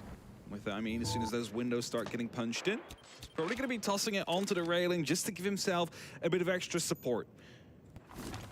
Waiting for now. No real pressure coming through as of yet. Some slight pings are coming in from the side of Sandbox as they're trying to figure out where they want to go for a push from, because right now 3 members right in front of that main doorway. It seems like they just want to go for an easy take right through the master bedroom. I mean, maybe they're hoping that if they put this direct line of pressage on, ignore the passage itself towards the tower, they maybe assume there's a player up there. Maybe they know. Either way, you've also got the stretch onto Attic itself. Let's force the rotate back. They hear the soft thing going up onto Trophy or around that sort of area. That gives Demic an idea. Okay, I can get a bit closer. I wonder who plays this game and what is your round, he was the first level and rank right now, and what is your highest that you've ever been? Makes armory stairs awkward. You hand over Summer Trophy, but now this breach, this is the moment where, look, I9 rotating his way back round, cannot sit in tower because, well, they're not going for it. This time also no ranged hard breach they can use to try and get rid of that mirror window. BG-Man actually inside the walk-in closet. A grenade from below is not going to be taking him down as Lacolas gets the very first kill. Demic drops a diffuser down on the ground as well. A second grenade from below is not going to be catching the Warden, which means he will stay alive without too much pressure. But I9 is still downstairs, so is Crit with the alibi. They could easily just come in from below and take down Good Boy. It's the big problem here. They threw everything into this to try and draw the play, but it's all they've got. They've got this one opening onto the site itself. The mirror window makes the trophy swing not impossible, but a lot trickier than you want it. And with one more body going off the board, they've lost Good Boy, who was underneath. Mephi has to bite and fight his way in as MV Taylor hops the double window, gets the double on the swing, top and bottom of the stairs itself, and suddenly a 3 versus 2 versus 1 even, leaving just Crit J on the far side of Trophy. He's trying to break his way in, but now the reverse problem's on his hands. He's only got really 1 or 2 routes through. They know exactly where he is, and they swing the fight first. I mean, they made something out of pretty much nothing there, Sandbox, but they pull us back level. The magic of Envy every now and then just coming through there, making sure they can just walk in and clean up the site. Double kill for his efforts to come through. They played it well there. It's just some very sharp shots coming down, especially from these Vector players. So in that very first round with Crit with the Goyo Vector, now the Mirror getting the opening kill. But then Envy just jumps in, kills 2. Mephi finds 1 and the plan can go down. Well, 1 apiece, and you sort of start to think, okay, it wasn't really with a lot right that they'd done on the side itself. They didn't have a watch onto the double window, the hop in and the quick swing to get a double either side of you. It's not something that's reliable upon, but having a player you can rely upon is always good. It's one of the things that we've said about Sandbox for a long time, is on paper, they have exceptional talent. It's just trying to get it to formulate and work together is one of those things, and MV Taylor is often that poster child of that. Being the oldest player, I still believe... I think he's the oldest on the actual entire major. Oldest at the whole major as a player, has experienced the grandest stage for a very long period of time, and still jumps on Iana, pops in, gets a triple. Just casual 5 kills after 3 rounds. What's your excuse, other people? I was gonna say my excuse. Well, yeah, what's your excuse first? It's not good enough. Yeah, all right. Don't watch drones properly enough, so no place for me in stacks. Half of the talent team has just It's actually just fresh. Dez's drone was just improperly placed. Okay. I couldn't see anything from it. We'll get a replay. Yeah, we could get a replay from that. 1 apiece. And they're not going to see if they can make it happen again. Instead, keep the site hot, keep rotating, and move on towards meeting stage. The big space alongside, obviously, kitchen, which is shared either way. They're going to steal a Hope y'all couple enjoying gadgets. it. Those gates I'm, work both ways now. Oh, wow, yes. Good boy gets That's a a grenade in the crazy play to same get through the second window, in the double shed. kill. Nothing stopping him do it at his age, and Big he's time. proving me continually correct. He does not have a lot of health left, but he still has 2 grenades, and that is equal to the amount of players that Fury have been left with 2 minutes on. It doesn't really matter how much HP is left after he gets 2 kills like that. He basically has been able to completely dismantle the hole that was out on the top floor. And with the site being around and a meeting in the kitchen, there's now free reign for Sandbox to decide where they want to go for. No matter where they go, they will outnumber them. BG Man was looking to eye up a potential swing through the main. Lacolas is out on green as well, not even aware of the fact that they are all around in the kitchen already. Breaches are coming through. That is not a kill for Envy Taylor. He was already so low on HP. He gets a triple again. I mean, 6 over 2 rounds. BG Man with 5 players in front of him as Arakaze goes to stick the kid itself. Demek is watching the rotate onto split. They have him cornered with a barbed wire in front. He'll give a little bit of audio, but a flawless Sandbox. Envy Taylor is on one these last 2 rounds. Let's see if we can keep it up because, I mean, he's always been, you know, back in the day, you know, back when we used to be casting APEC North. Once upon a time? When APEC North existed. Yeah, when it was APEC North. Yeah, it wasn't that long ago. We had the dynamic duo of Charles and Envy Taylor that just completely ripped apart everything. Just going to interrupt you for a second. There's a timeout going on. Yep. Obviously called by Fury, because, yeah, that kind of went away from them. Now you can continue your point. The dynamic duo of Charles and Envy Taylor, who just ripped apart the entire league by themselves. Now, of course, one has moved on. The other is still out here. Again, the oldest player just ripping apart through their APEC counterparts now. And it's always that matter, can they keep it up? We'll see. Keep it up. Probably gonna go back towards Laundry, which was, of course, the first site we played. It's a very difficult take, usually for the attack. It was won by Fury. Very early kill coming through. Taking out the Lion. Usually 1D. Okay. So, maybe if some things change. Yeah, they did. They changed the site hat. Oh, they didn't go for that. Okay. Yeah. What do we always say? What do casters always say? It's not locked in until it's locked in. Yeah, no, that's very true. I was just expecting them to go back to. I mean, maybe you did, but you know what? Do you know who else might have been? Sandbox. Yeah, very true. They might have been expecting it. They have 45 seconds to talk as well, of course, with that timeout. Exactly. And if you're sort of expecting to go there and it's the one site that you've won, Fury, you have the decision to maybe go, okay, well, they're probably talking about what they're going to change to get the win there. Let's focus on something else. Let's move the game, keep it sort of active, keep it alive, and instead go to a place where, well, we've had an upper hand. They entirely did. If it wasn't for the heroics that threw itself in the double window, it probably would have been a Fury round, and we might be looking at a Fury 2-1. I was just going to say that if it wasn't for, you know, Envy Taylor or Mephi getting the kills when they did, at that moment in time, the plant would have not gone down, and it could have been a very comfortable Fury round. Yeah, they use them. The thing I'm seeing, though, is that there's no real adaptation coming out from Sandbox based on the mirror windows they seem to have struggled with before, so probably very confident that they can actually get the win in like they did before. Maybe small adjustments, move some people up the white staircase, for example, or put some pressure down into security first so you do not have to worry for the player down below. But it seems like they're still eyeing up to go for the same opening, which has been opened up already by the defense, which then means they need to think, okay, how are we going to be dealing with this? Actually, a mirror window being placed on that wall as well is going to be making it even more difficult to take control of games. The thing that... I was about to say the thing that again, a vector opening kill keeps happening. A vector opening kill. I was about to say the thing that might change is the chance of Envy Taylor to support Goodboy underneath with grenades. Yep. Yeah, that's not gonna. That's not gonna happen. That's not gonna change. That's not gonna happen this time. The swinging out of the window gets a good opener, gets that first body for Fury. It's not the first time they've had it, and they try and convert it into their second round to win. The pop of the mirror window just on the wall. It's not impossible to get. You don't have to go too deep into enemy territory to find it. And as the calls come together, is to see if you can get another swing with this vector sharp and around the back end of it. They took out the hero from the last time they were on this round and suffered a defeat. Can they see if they can write their own heroic tale here? It's definitely good morale boost if you take down Envy Taylor as the very first after he just dropped 2 triple kills right in every round. So it's going to be a big count. Now they just need to hold on. Quick bit of reinforcement coming out to keep a barrier there, just to make sure that no shots will actually be firing through if they are looking to go for a swing by the Mira. Right now I'm playing in the top of the attic there, Dark inside as well, just on the lower part of it. It's just keeping tight now. Fury, they don't need to go for a swing.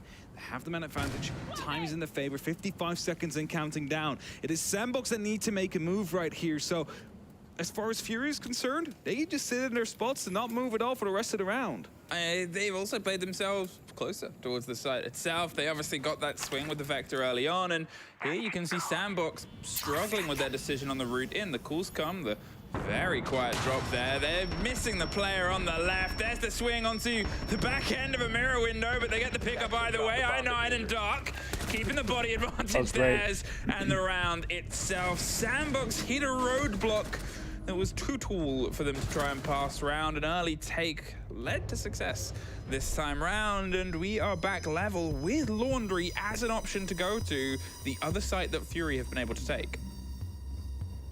There's just no control there whatsoever from the side of Sandbox. Like, they had the top of Armory Stairs, they had Trophy slightly under control. Yep. And they just went for it. And I mean, okay, this time they were ready. That's how Envy Taylor got a double kill in the last round to start it off with. So this time they were able to respond. Beautiful plays here. But I mean, just no control from Sandbox. Sandbox. They didn't deal with the like mirror that. window in attic. They tried to with having someone jump in, but they were unaware of the fact there was still someone out there on the back of it. So a lack of information is what potentially cost them the first initial pick there. But no control. It just hurts them. That's not how he can go for a Dorm's Execute. It worked out the last round when he just went for a jump in, and will not work every round. It's always that worry, is if you have a team that takes rounds based on the heroics of an entry, fantastic. If your first body is putting down multiple bodies and it leads you through onto the site, whether it's a flawless round or a pullback, it's great. However, if you cannot function with any sort of clarity of pace without them, if you're suddenly looking at a situation where you go, now what do we do? Yeah. And you don't instantly have the conversation of this, and this, it leads to rounds like that. 30 seconds left, they've stalled out. They just have to try and throw themselves at the site, as we sort of saw in the first round as well. I like the quick opening they made on the side of barrels. It's going to be putting up some pressure. They don't actually need to play there, but it basically limits the amount of rotations that you'll see from the side of Fury. Lacolis holds very tight here, gets droned out. It's going to be pretty far back to the point, but loses the fight. Lacolis shuts him down, and again, the entry with the Vector to come through for the side of Fury. I mean, he's making that gun sing, and there's another one! Okay, just give Fury a Vector, and they seem to be able to get kills. 5 Vectors, unstoppable at that moment in time. Ah, well, that's the worst entrance that we've had for Sandbox so far. 2 very early deaths here. There's still 2 minutes left. You think about what those fights were sort of achieving, and yeah, it was pressure close towards the site. At Freezer, if you can sort of give that a bit of grow. At the top of Laundry Stairs, if you can claim that. But here, with players still loose inside meeting and just winning out a fight that maybe should have been a bit cleaner, it's just all falling apart here. Envy Taylor does get one on the back end. Meffy with a great take with the DMR. Gets another, but has enough damage already been done. As I said, when things fall off, how does the cart keep rolling? It hasn't before, but Sandbox still have their man of this match so far. Envy Taylor still standing. Just gotta hope it starts to snow and use it as a sled, I guess. 2 C4s, 3 smokes. It's what they have available to them to just make sure that this defense sticks. Also, there's still Goyo canisters all around. Like, honestly speaking, there should be no way that they're able to get into the side and go for a plant. Like, there should be a PC utility to either kill them or stall enough time to make sure it won't happen. That's the first smoke canister to pop. It seems like they're going down from the Laundry Stairs, also having one at the Freezer. There is going to be those canisters there. There is going to be a C4 near. How are you going to be dealing with this Sandbox? Camera gone, a hot drone ahead of it. They'll sort of have the reveal of, well, the 2 remaining players are trying to work on this pinch. There is the one tucked on Laundry on the far end, ready for the swing. The smokes are going to do their best to cover the motion. They move into it and pull back. Envy Taylor goes down, though.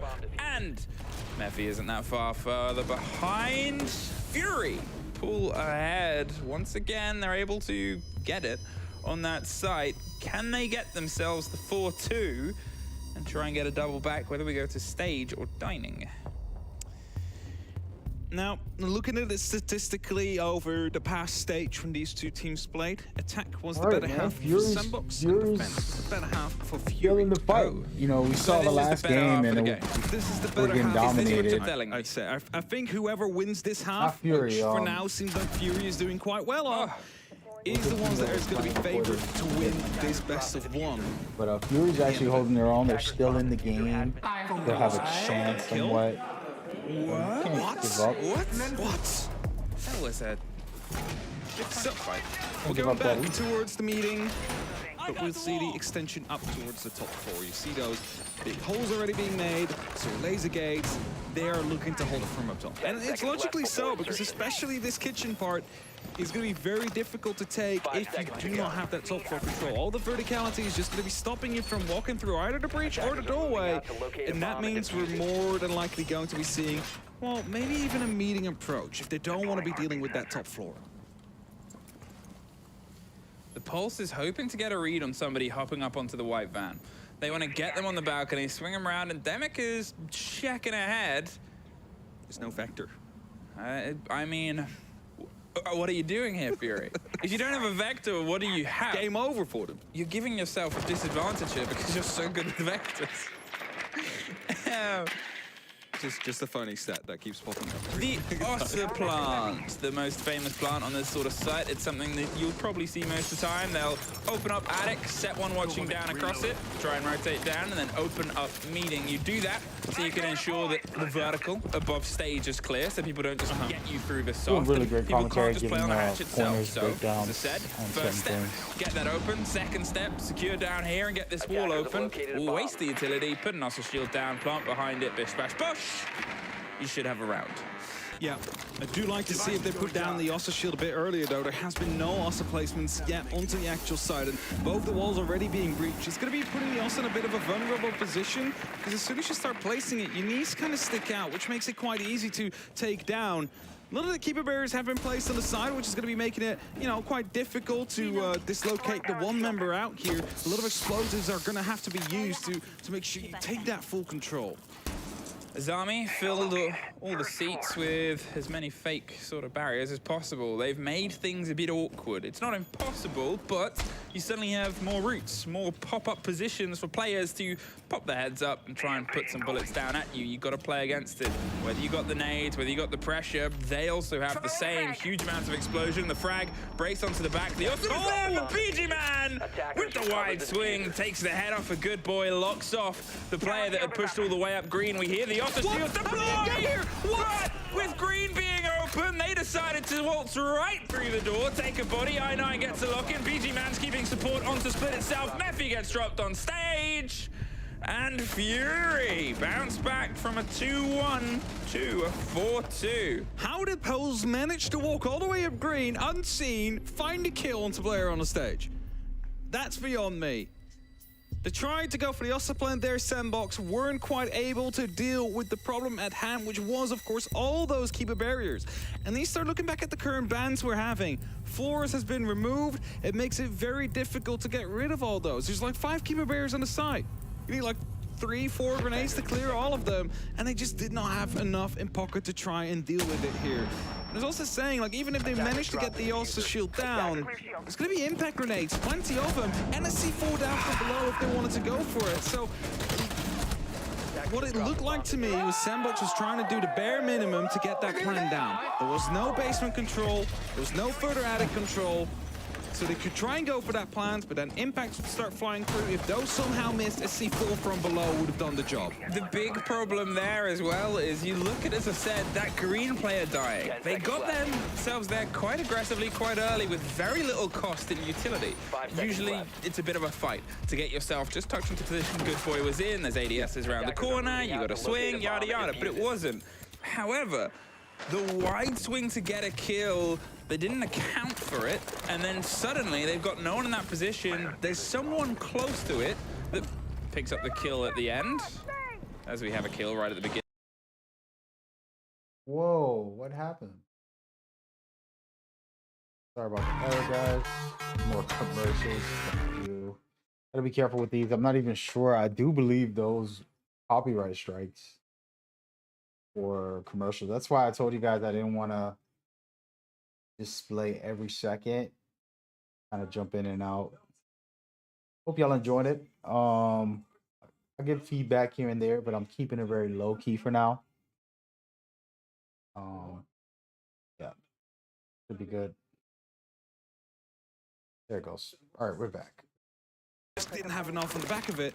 Made it work on that back of hero plays. That's not going to be working out for Fury as well. That's not how you're going to be winning this game, so you need to win this strategically.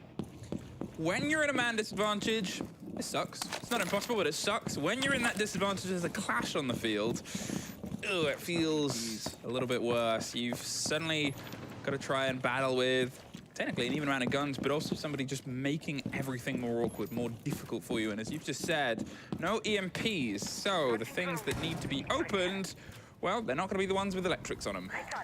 Yeah, they need to get a grenade right below the hatch to stop the electroclaw to be active. It's like I was going to go for a hot drop. Hot drop. Is that? Do it, do it, No, do no, it, he do it, stepped do off. it, do it, do it. Not debating it. Still. Yeah, he's going to go for it. There's one coming in from the freezer.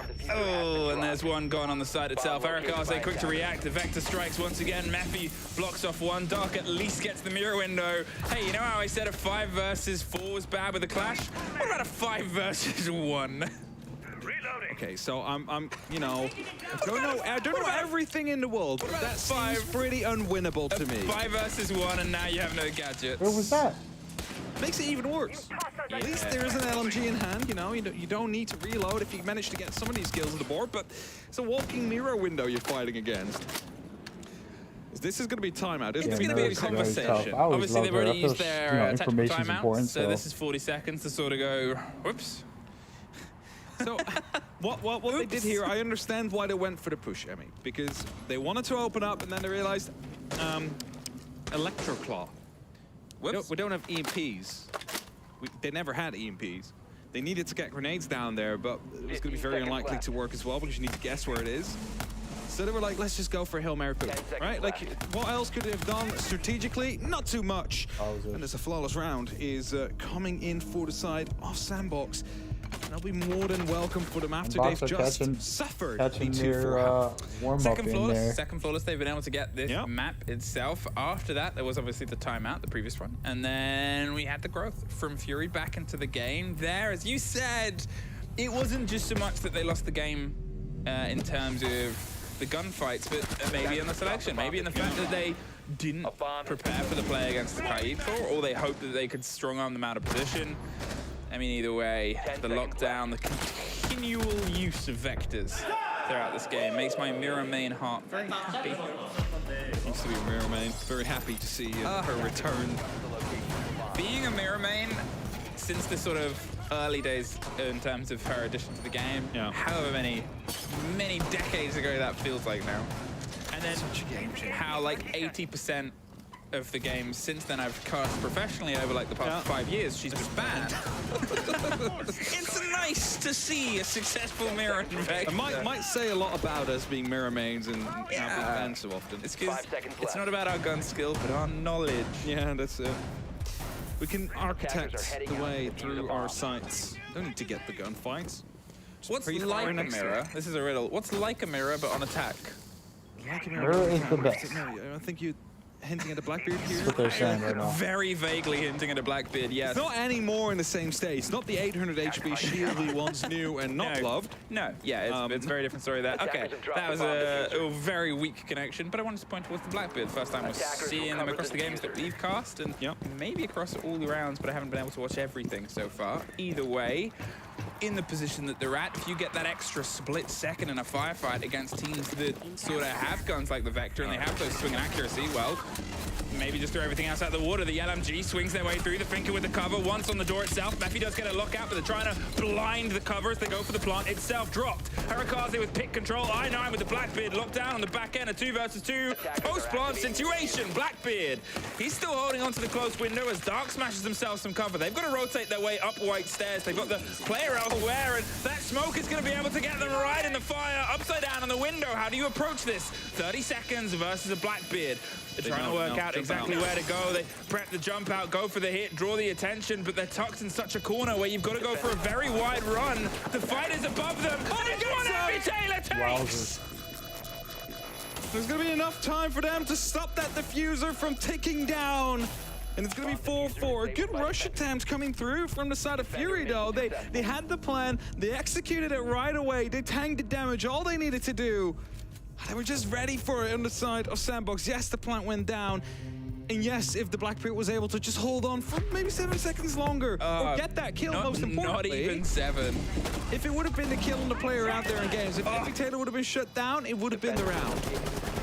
If that would have been the kill. I'm a bit curious as to where the quick sip ended up. Obviously, the kill there onto the window, the swing round, they're going to take over. Sudden sort of removal of the approach. Yeah, they got the plant down, but you can see the frustration there from Fury. There was a couple of moments where if that player had been inside, rather than just sat on the window for the free swing, that follow through that. If they'd have had the Black Pit, as you said, wasting a little bit more, a lot of times just when you're down or you're out, those little conversations, people won't be themselves. It leads to the expressions they had. Somebody frustrated. New, because it could have and should have been their round, keeping themselves that distance. Here, we're on the third site, the tertiary swing, but 2 in a row. They managed to get 3 just before the turn of the half. Fury on their defense. If Sandbox do the same, suddenly the balance of this game is try to get better, but massively. That's what practice is for. Also remember, those last 2 rounds basically both have been whatever it is rushes. I mean, the first one not so much as the other, but they lost their first initial player, then realized we don't have any other option. But we either go or we don't. And so they went for it. This is way better than the last one. It's the sort of last one was a mainstay, blowout. As I said, if you're looking at the Monty removal as a thing, I said at the very beginning of the game, it's because you're not quite massively used to playing against them. Yeah, the hot drone underneath. It's almost a weirdly same story where we've got Thatcher on the board. We've got the chance of EMPs on the board here. But they're just not playing against them too much. We've obviously got it here for the Oster for the take onto the wall, but they're really just wanting this gunfight more than anything. Now, we didn't see Sandbox take the bottom floor, the basement under control when they wanted to go for this take. We do see it now from the side of Fury. Basically, you only need to have someone out there to stop any C4 from flying through. But they're also not really willing to commit to go deep enough. And part of that is, of course, because Maffey is currently playing it. He's going to be stopping anybody that's trying to move through on the E-box out there. And that means it's just not safe. But he starts falling back. He has been spotted out. He knows he's no longer safe in the position he's just been in. And now the Talon shields start to come through to provide some extra form of cover for when Locolas is starting to open up these walls. Again, they don't need much. They just need to have that stage under control. Locolas is key in that and opening that up. Next to this BG man, we're getting those Talon shields down. But after that, C4 from below, 2 impacts. That's what they need to get rid of if they want to get a plan down. They're pushing their way across Attic. They're sort of driving in. They keep the cover so they can get rid of the mute jammer. Who needs pocket EMPs if we can lead in with guns? Envy Taylor pulls himself further back, but they're holding this quite aggressively. All the way up towards pit door is the Ash, and they're sort of making sure, well, this is our control. The hatch will get itself popped as well. They've got the wall down underneath. They have enough for this, and they've still got the Oster in position. Not the plant yet, but yeah, you've called it there. The drone keeping the eye. The Yokai just tucked by the side of the stage, caught by another drone. C4s, it's a little bit of a showdown right now. Next coming in from above, trying to find the player that's out there underneath the sandbags. Will find a kill, and so will Locolas, and suddenly it's a 3-on-5 situation, but Envy Taylor strikes back, or at least strikes through as it gets double teamed upon. It's only up to Damick now in a 1v5 situation, and 40 seconds left on the clock. How many Yokais do you have left? It's most likely not going to be enough as I9 shuts you down. It's a flawless round for the side of Fury. They keep themselves ahead. A very important round for them to take, because if they found themselves on the wrong end of that after the 2 first rushes, well, the execute was starting to become, I'm not going to say troublesome, but you have to look at how sharp that was. The instant calls, the plays and the reaction onto the player tucked on the side of sandbags. They timed the exothermic breach with that alongside another kill happening towards the back of the room itself. It was very well coordinated. They have the capabilities. You convince yourself you don't when attacks go wrong, even more so when they're ones built on coordination and it's a post-plant. Nothing more frustrating to a well-coordinated team when a plan is 80%, 90% completed. I have to say, like, if we start comparing round 9 to the meeting take we saw in round 6 from Sandbox, there's very, very clear differences out there. Like, you saw them take Attic aggressively, you saw them being aware on the bottom floor. Because of that, they had so much space that they could just play that for free. In Sandbox, they took none of that. They took the stage and the backstage. And that's why we saw Fury being successful in that round just previously, and we saw Sandbox fail. Because again, control, huge part of that game. Hey, what were they missing last time they were here on attack? Was it an EMP grenade? Whoa, who's BR Yeah. Growth, it's what you want to see, and it's the conversation that, you know, when you don't have your attack timeout, the response to what your opponent's putting forward is, for a lot of people's worth, the strongest skill set in this game.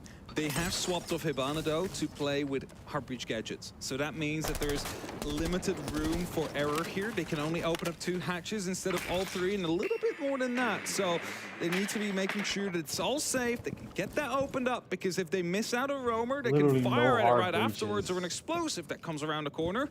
That was actually really close to a player out here. Yeah, he was hunting on tower stairs. He maybe heard the drone on the far end. He just doesn't want to get caught by it, because suddenly you've got to make a quick bit of motion down back towards the safety of the site itself. He's still around tower stairs. He is I9 hitting his way through, but as I said, there's only so much that you can sort of risk there. Otherwise, you suddenly become a free pick and an early death. We think of their first defense here, and well, that was what they were able to take.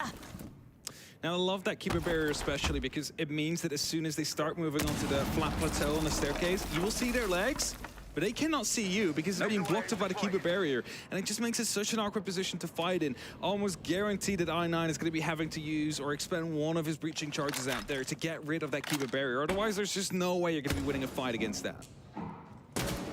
It's a steadier approach here. Fury, they're getting their openings done. They're making sure that there's no loose players tucked in a corner before they start angling towards the well-coordinated and choreographed pushes they like to drop. And the Ying is going to give you a little bit more wiggle room in terms of how well-coordinated that could be. Someone's going to try and swing back, doesn't quite get the full bite.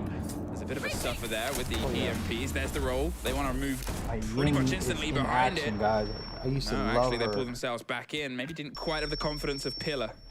Blink coming in first to get rid of any piece of utility that might be on the opposite side now. Most likely will be pulling up. Just a Gemini drop. The C4 is ready to pop, and as soon as that first Candela starts to roll through, it can guarantee Erikazi's going to be releasing this one. Demic pushes up the tower stairs, takes care of I9, and tucks himself just underneath in Harry Potter. There's a bit of a break early. The throw is anticipating the fight. As Demic gets one more on the stairs, they re-barricade the approach. They've got to crouch their way through. Demic with his third for the round. And now onto the default, leaving once again a single Fury player about to make it 5-5. inside blue. There's no clash, and there's one less person to go up against with 20 seconds. He is half the time, and most of the hold still standing. Looks to swing into an angle, wants to be gifted an engagement, but behind him there's a shotgun, and it's going to be the end of the round. 5-5, and that means whoever wins this next round is going to be finding themselves up onto a match point situation. Again, for those of you just tuning in, not having followed anything else from the majors so far, welcome. Hello. We start off these groups in the GSL format. The first games are best of ones. If you then lose your best of one, you need to play a best of 3 afterwards, as it is an elimination matchup. Rule of thumb, every elimination match is a best of 3. And bonk. Yep. Actually, double bonk coming out there. Double bonk. One wasn't enough. Ah, I love that with the ACS as well. Honestly, it's such a gun. 10 seconds to go. Such a gun. I'm going to do some commentary on this last one. Intimidating gun. I'm going to give you all a little bit. For all, we just got it on the end there on MV Taylor's desk. Obviously, players bring in little mascots to improve their play. Some of them are quite obvious. There's a very little hamster on MV Taylor's desk, and he, all right, so it's 5-5. We're going into the last game. What I want to look at is which operators they have. So if you're a fan of hamsters, you have a pulse. MV Taylor is want to get aggressive. And that's an unrelated thing. I just saw the little I want to figure out in the interview if we do manage to get them to speak to them, to know if that's on the other side, Fury, a tribute to his own hamster. So they're watching at home. Imagine if you brought his hamster in a hamster ball and he's just rolling around the desk. I think there's probably some rules against that. But I don't know enough about the rulebook. Neither do I. I'm not sure. I hope that there good isn't information rules. We should allow animals all over the set. All right. Bring caster cats. 5 apiece. So 5 apiece. 5 apiece. And Dorms was a rush last time. Dorms was almost a they're successful gonna take their time. 2 versus 2 to a 1 to a Blackbeard. Just again, I'm not doing like 5 official seconds commentary. shy I'm doing relaxed of holding commentary. off to keep the round into their favor. And they've opted for, obviously, a very different take here. There's going to be still a quick bit of pressure towards the side. Early eyes. in onto it. They've got themselves around bedroom. They got the single player off towards tower, getting clarity, maybe over to attic wall. They're still making a statement. I need to work on this time last time Ayana. bed I've been planted and using most her people in the lately game had died. and enjoying it. We're getting a lot of information out there from the Gemini. Not about where people are, but more so about where they aren't. And that means you do not have to worry about armory potentially being used by the side of Sandbox here. Quick openings are being made by the Zero, an operator we do not see too often, but I really like his kit. Just having these hot reach gadgets and the cameras as well, taking out a mute jammer. It's going to be allowing them to open up onto the attic as well, get rid of the player out there, force them through. Of course, it opens up a vulnerability towards yourselves as well, so you always have to try and go at it like, do we want to open it up or not? Yeah, they make it awkward. They give you that little bit of width, but it's something that they can play against you. As we said, we've seen options where the rotate hasn't quite worked, including the breach impacted from below. You hit it onto the light. The second Salma will get itself through, but the C4 will get shot out. They're able to at least get the rotate round. Envy Taylor wants to try and find the fight on the rest of it. The pulse is there, though! Double kill, look at that. Gets the double with the C4 from Classroom. He is in session, as Cryptay is as well. Gets one right back into the games room. Looks across the breach. They've got control of attic with a single player lying down, holding onto pit itself. But with 50 seconds and still a little time to work with, how are you going to try and shape what is really just guns left? It's an aggressive swing. It's Arakaze winning out the two remaining players. Are both now here on attic. They try and move against each other, but Mephi pushes Sandbox to map point. Huge C4 to come through. Surely probably going to be seeing this in the replays afterwards, but they realized, hey, they're coming in from the bedroom side. We need to get them taken care of as quickly as possible. And just completely disarms the entire push from one entire side. You no longer have to worry about that bedroom. It's all going to be attic at that point. So well done by this side on Sandbox there, having the right people in the right place at the right time. Here you have it, C4 to come through. Well done. He didn't even need to use his scanner there. That's just calls coming in from the team. I mean, they're on the breach. They're on the breach. Arakaze. The filthy take there. It was the good combination. The gun 6 pull back, try and swing with some surprise. Unfortunately, they fired at that sort of crouch and stood height, and well, it pushes a lot of pressure here onto Fury, taking onto the third. We're going to have a very quick rehost. Yep. Just as we get ourselves back in. It's a moment where the coaches cannot talk to the players. The players obviously can still talk to each other. Yep. And at this point, Sandbox, whether they're talking about what they can do, they probably are more wanting to get back into this as soon as possible. Keep the momentum, keep the energy. That's it. They are having the momentum right now. They would love to continue going on as they currently are. And usually these kind of timeouts, we always mention it, they are slightly in favor of the attacking team. Yes. Because they have just played multiple puzzles. They've just seen them go wrong or go right multiple times, and they can adjust accordingly. Your defense, that's pretty static. You set it up, and that's all your utility basically out there. After that, you start basically moving your players around. So Fury, they have a good opportunity here because they lacked, or at least they didn't have a timeout anymore. They used it after round 3. They have the opportunity to discuss between themselves now to see if there's an opportunity, if there's a way back in. Somebody said I should host more watch parties, mad chill. Oh, I don't know about that. It's tough because Fury have been close multiple times. As I said before, when you're a team that can be that sharp and that coordinated, those losses, if you throw everything in and everything goes wrong, whoops. It's frustrating that you lose a round, of course. Outside of America. It's a very different kind of frustrating to when you drop, one incident, one cause is the reason for it. Because then you go, well, are they going to fall for this twice? Are we going to be able to get success from this the second time round? Is it really just a muscle through situation? Or now, should this be Navarre's? And it all builds up throughout the game here, and there's no worse point to be at. From the 4-2 up at the turn of the half. To shave on new haircut from Envy Taylor as well. Not seen him with this haircut in previous majors. It's one of the things that obviously we get to see if we see him so often. We track in stats. Yeah. It's the average hair length. That's part of your EPS as well. Put it on Liquipedia. Put it on the stats page. It's like going to be some Liquipedia editor coming out every event. Fresh make a graph. Measuring your hair every single time. Game. The thing is that I really want to see this You viewers at home might be laughing about that, but it's actually what's happening. Really Little want do to you see know. this. Very important. The other side of esports. Sandbox, you It's are gonna decide everything. one round away here from pushing along with the upper bracket. The thumbs up Match point for coming Sandbox. through for the connection, so we'll hopefully have the players in soon. We can only go by what we see from the hand gestures here. And Yes. as I said before, the sooner the better for a team like Sandbox, a team that, although has had potential, although has been very strong in their region, they spent all of 2021, I believe it was, dominant in their region, taking pretty much everything. They come through into this second place, obviously from their regional qualifiers, with DK being the top swingers.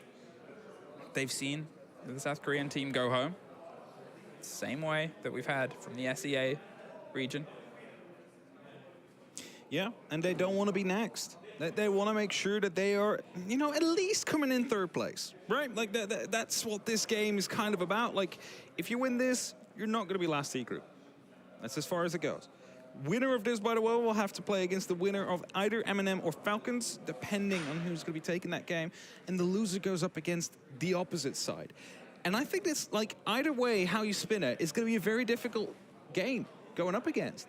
Of course, we haven't seen Falcons, like, too much yet on, like, the international stage.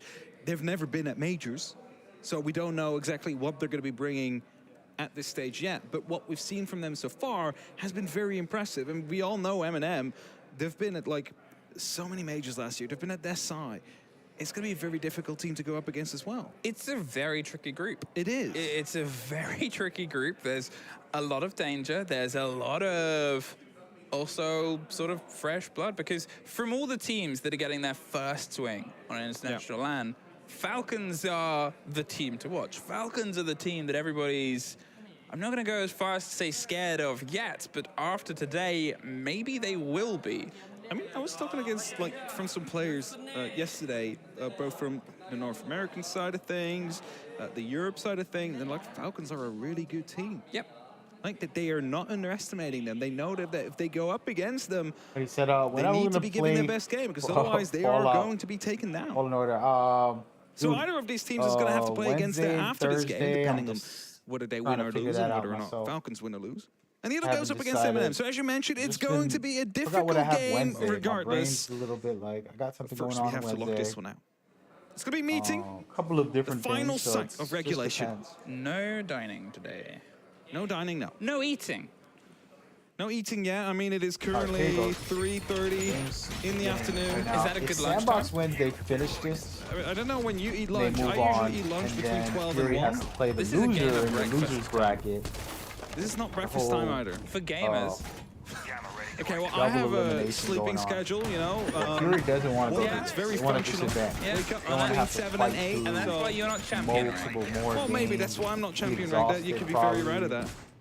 You know, I'm not get living your- through the gamer hours. Get your game done and then relax. Neither are these two currently. 5 seconds You left. know, strategize. Maybe if we go watch back to other their teams initial who are time zones, they struggling, would be. I mean, be maybe. ready to play against the people you know you're So gonna the play. hold here and the changes that might come together. We And, talked about it a little bit, that the close down was very well coordinated, and it obviously Azami. was. There's a bit of the change in Once terms again. of the electricity onto the walls. Jaeger. Envy Taylor bringing the Kaid. They have the pocket EMPs, but they're trickier to get rid of. Dope The little Thatcher obviously combination. is generally better, more encompassing, Gotta try but to it's also start dependent on how they complimenting take Attic, because last time they took it Myself, quite little aggressively, off threw there. themselves in deep, I need to pick and up just with shut Fury. out the utility by the end of it. But That's the what ground they're Sandbox able is to get. rocking, They also had a and player I in like it. early underneath. Great Mephi's defense. maybe going to set himself up under the hatch, Offensively, and we hopefully have they can Oza. get it. But it seems more Thermite. focused here on opening up some potential Sophia. pressure points, like the double window we saw get shot open, and instead, Inca. once again, big tower. Wow.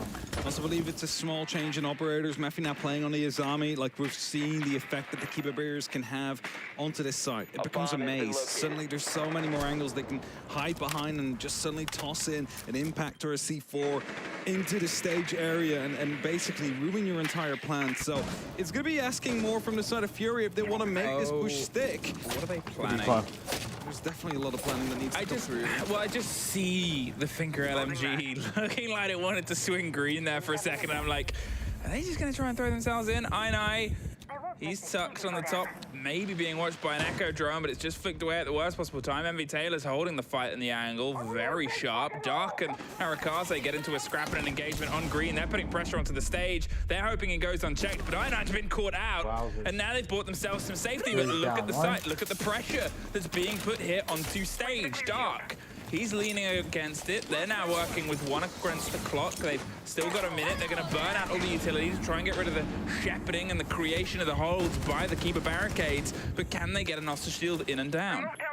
Maffy very far away. It's going to be a long toss if he wants to get this impact grenade to where it needs to be. He's going to be giving himself an opportunity to go in a little bit deeper with the keeper barrier out there. Here's the barricade being put down. Sees the top of it as well. There comes the impact. Actually hits him as well. A lot of damage done to BG Man. And I believe that's the last Oster Shield as well.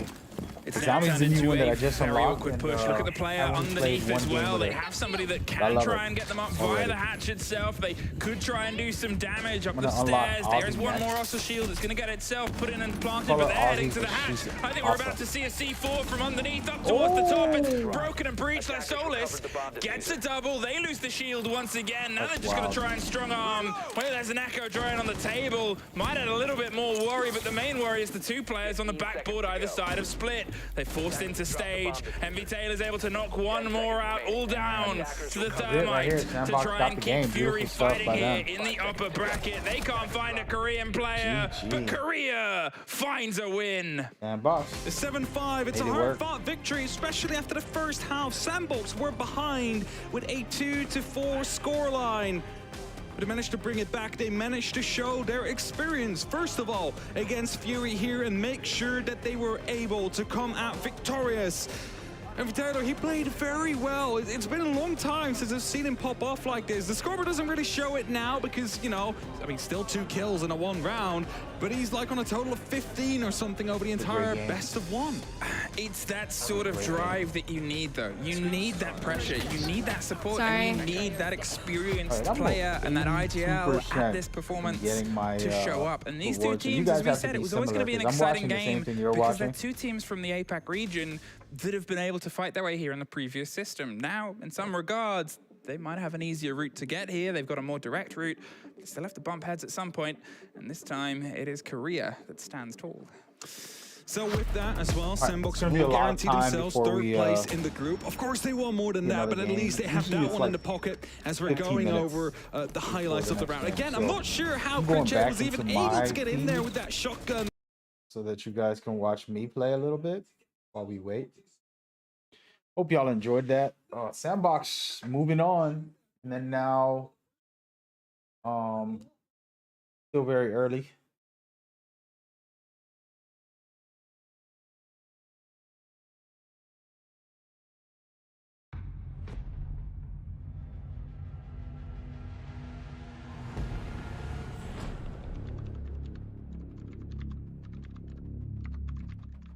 Of course, we play against Top Canada. PS4 players.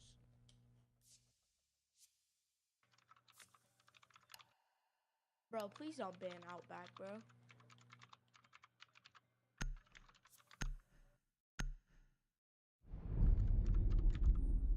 Oh my god, bro. Okay, Luke about it. This kid's here cursing.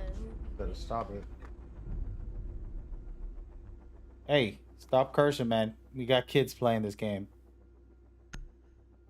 Bruh. You don't shut your... Lucky. Who's cursing? I don't care about these kids on this game. Do you really think I do? I don't think anybody does, bro. You should be in school right now, too. I don't care.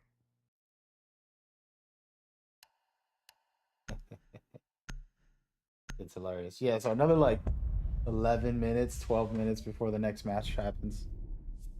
We'll see. Let's ban Cap Cam, bro. Damn, they banned Capcan. I didn't want that. I like it that Cap makes you play strategic, you know? He forces you to not be a douchebag rusher Terrible player. First we start on defending first. I'm gonna pick Azami. Yay, bro. I gotta mute this kid. He's just corny, bro. No. The thing is like I was telling y'all why I don't curse. It's like education wise, like thoughtfulness. Like, are you thinking? And is your vocabulary that bad? It's not that cursing, to me is on a big deal. It's more so like, can I be better as a person? Yeah. Or can I just be a douchebag? Protect the bombs. Yeah. Well, guess what? Why not be a good person? And the same thing with Op 4 located a bomb. Protect it.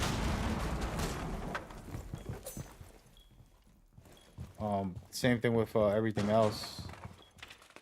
This dude's an idiot. Bro. Got my trump card ready.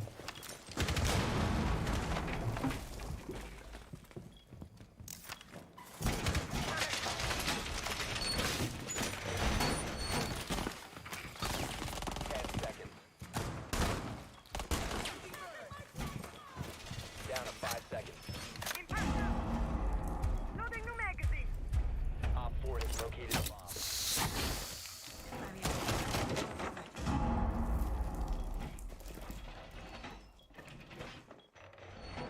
It's a bad spot, actually. New feed Very bad.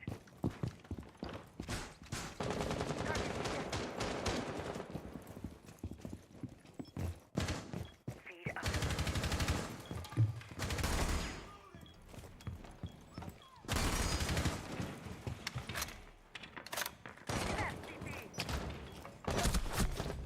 I deserve that.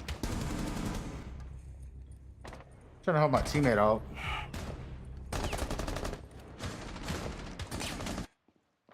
Osa. I need some Osa in my life. Let's watch their gunplays and Swagger. It's only 2 versus 4. Got a lot of work to do here, but see what happens. Gonna get popped. Can't go that way. Dude, you don't see them? 2 of them right in front of his face. Come on, bro. Clutch up. Critical bomb is activated. C4 deployed. User located. Disable it. Op 4 last op. Currently last operator standing. Damn, that's a really good little stat. You don't have a grenade? Something.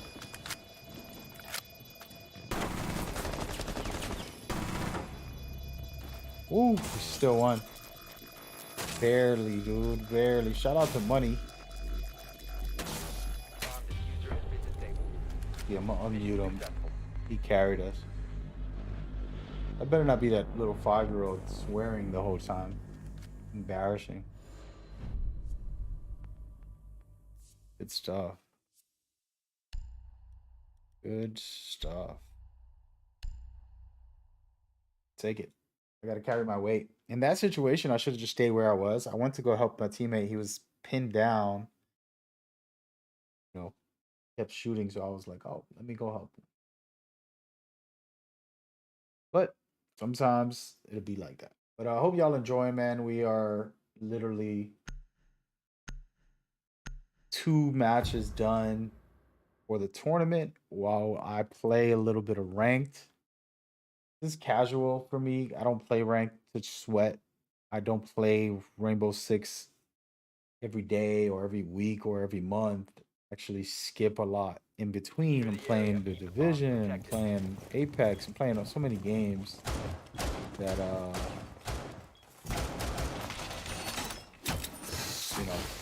not just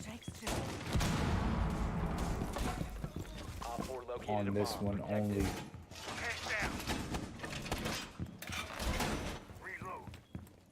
That. Head Yeah. active.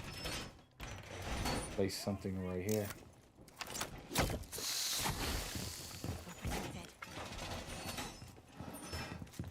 seconds remaining. Package Oh, right. he left. this whole thing up.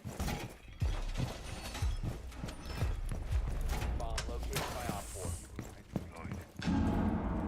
I'm gonna go roam.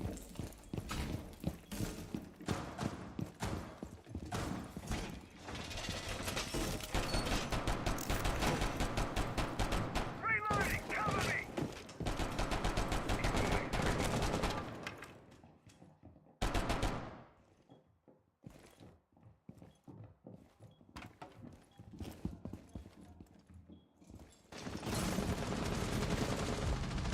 Hey, cover me! Reloading. Cover me.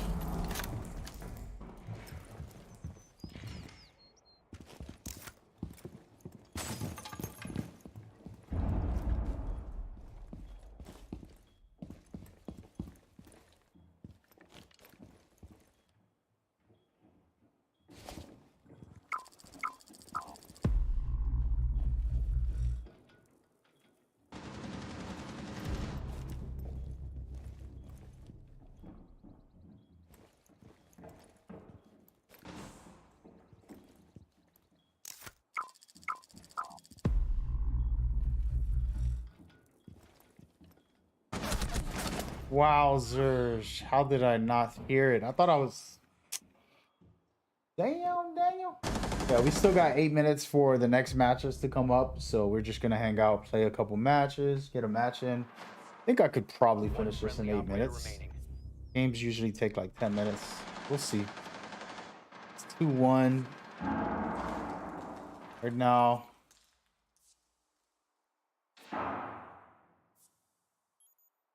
And Op 4, last stop standing. 1-1 now, actually.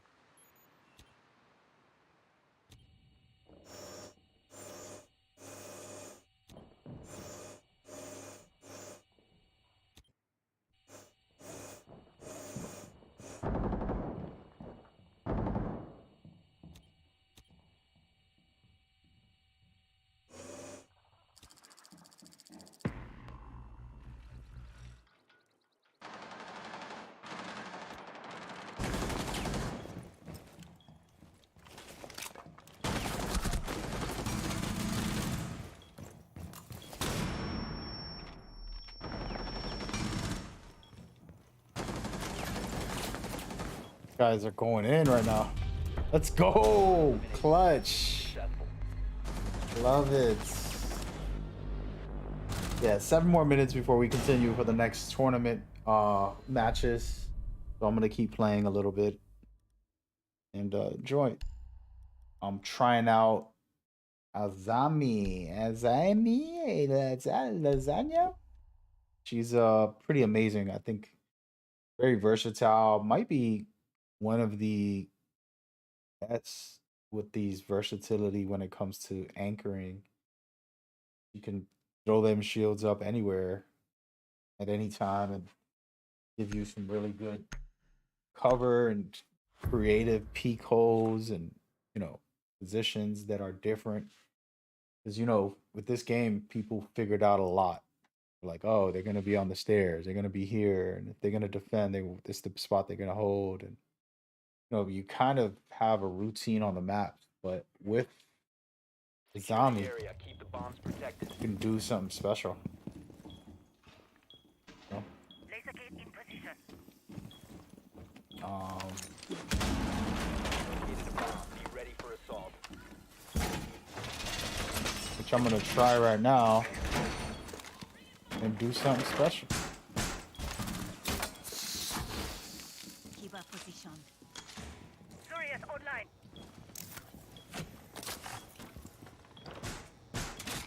Boy.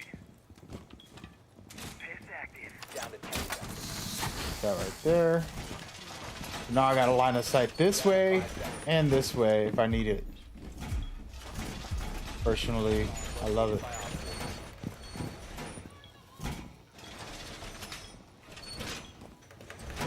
And I'm gonna make one right here as well. Watch this. See if it works. But there we go.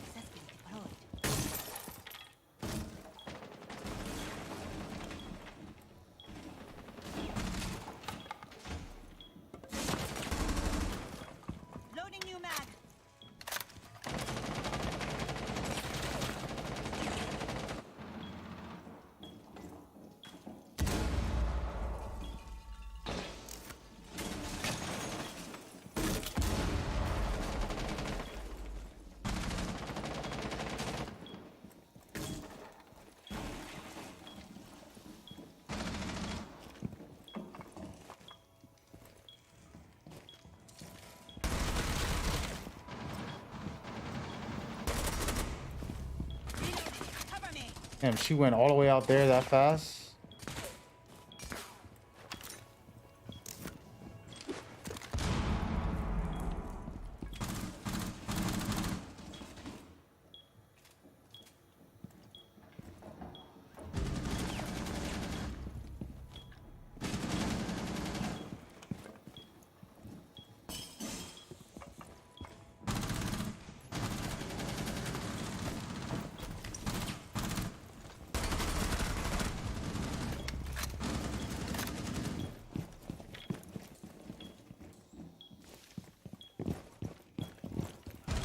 Op 4, last stop standing.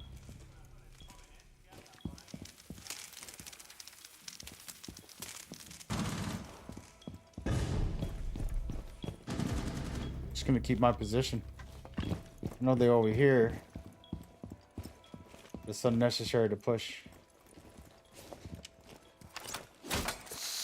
Now I got blocked. Barrier placed. We're covered.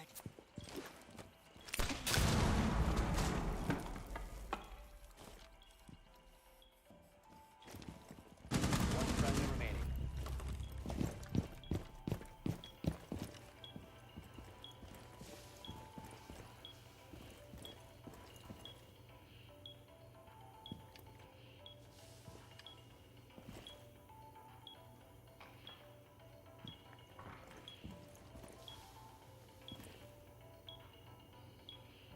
Seconds. 10 seconds left. 5 seconds remaining. Friendly Go! hostiles eliminated. And that's how we do it, baby. Clutched up. Really love the covers. Yeah, I displayed the cover as best as I could there to showcase why I think she's top tier, S tier operator. But you know, of course, I'm not the best with where to put this stuff, and it's probably a lot more slicker people that can do it crazy. Yeah, no. Should I go with?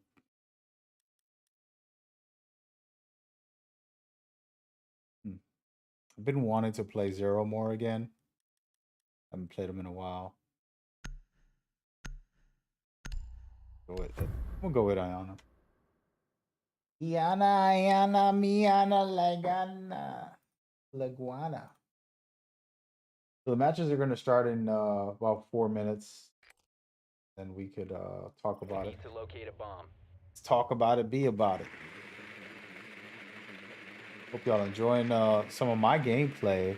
Not necessarily the best, and more just chilling, man.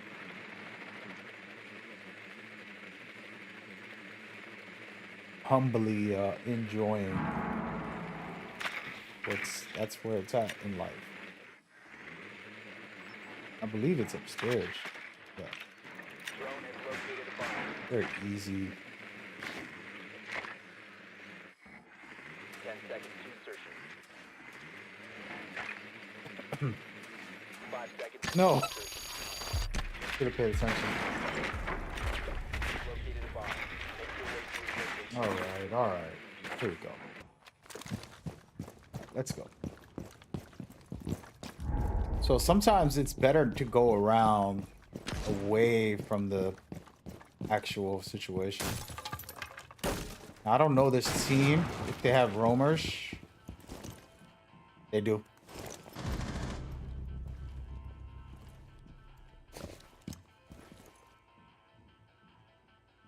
Setting charge. The roamer. Oh, he's shooting. Okay, he's shooting the cameras. I thought he was shooting the roamer.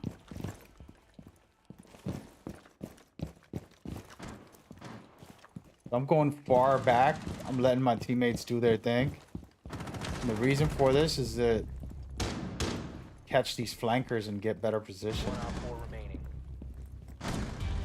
Wowzers. Teammates have carried me. Successful. I'm taking it. They just wiped the board completely. That's a win. That's a big win. Gotta love it. You got to love it. What date is it? It's the If I got 5.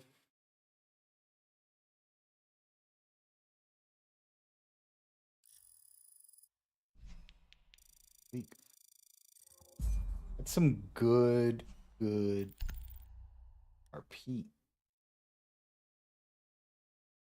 All right, so they're gonna be playing in Clubhouse. Let's go ahead and start watching these guys. Okay, they'll be in Clubhouse. We'll be doing their thing. Speaking of doing their thing, gotta check my Twitch drops, guys, because y'all ain't gonna be the only ones getting these. You know what I'm saying? I'm at 92%. So by the end of this match, I would officially have it. So will you. Should be able to get it. I wonder what the pack is. I wonder if I get it right away. I want to see how quickly. I'm going to do it right on stream. I'm going to probably display it so you guys can see for yourselves.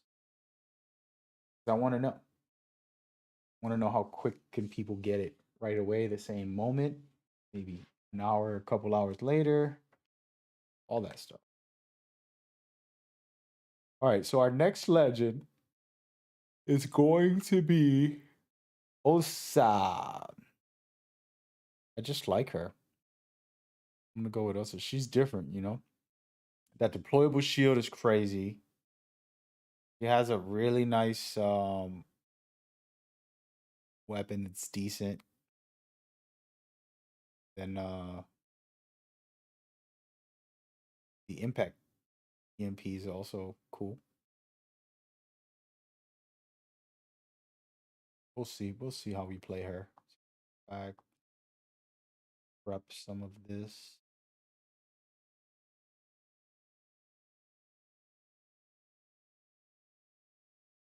I think we're good. Hey, look, I got a new skin.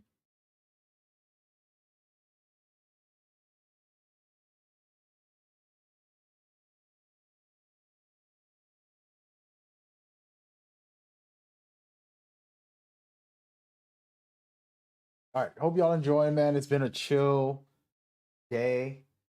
We gonna see how this one plays out. Best of luck to everybody playing.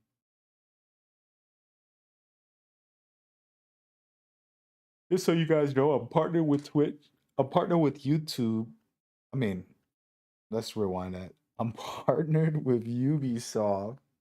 I think I only slept like 3 hours, 2 hours. I'm partnered with Ubisoft to be able to make this content. Thankful for the opportunity. And yeah, you can get your Twitch drops, Rainbow Six Siege drops when you watch this live stream here. I mean, you can go to the official stream and watch what they're doing over there. They got Falcon and then MAM.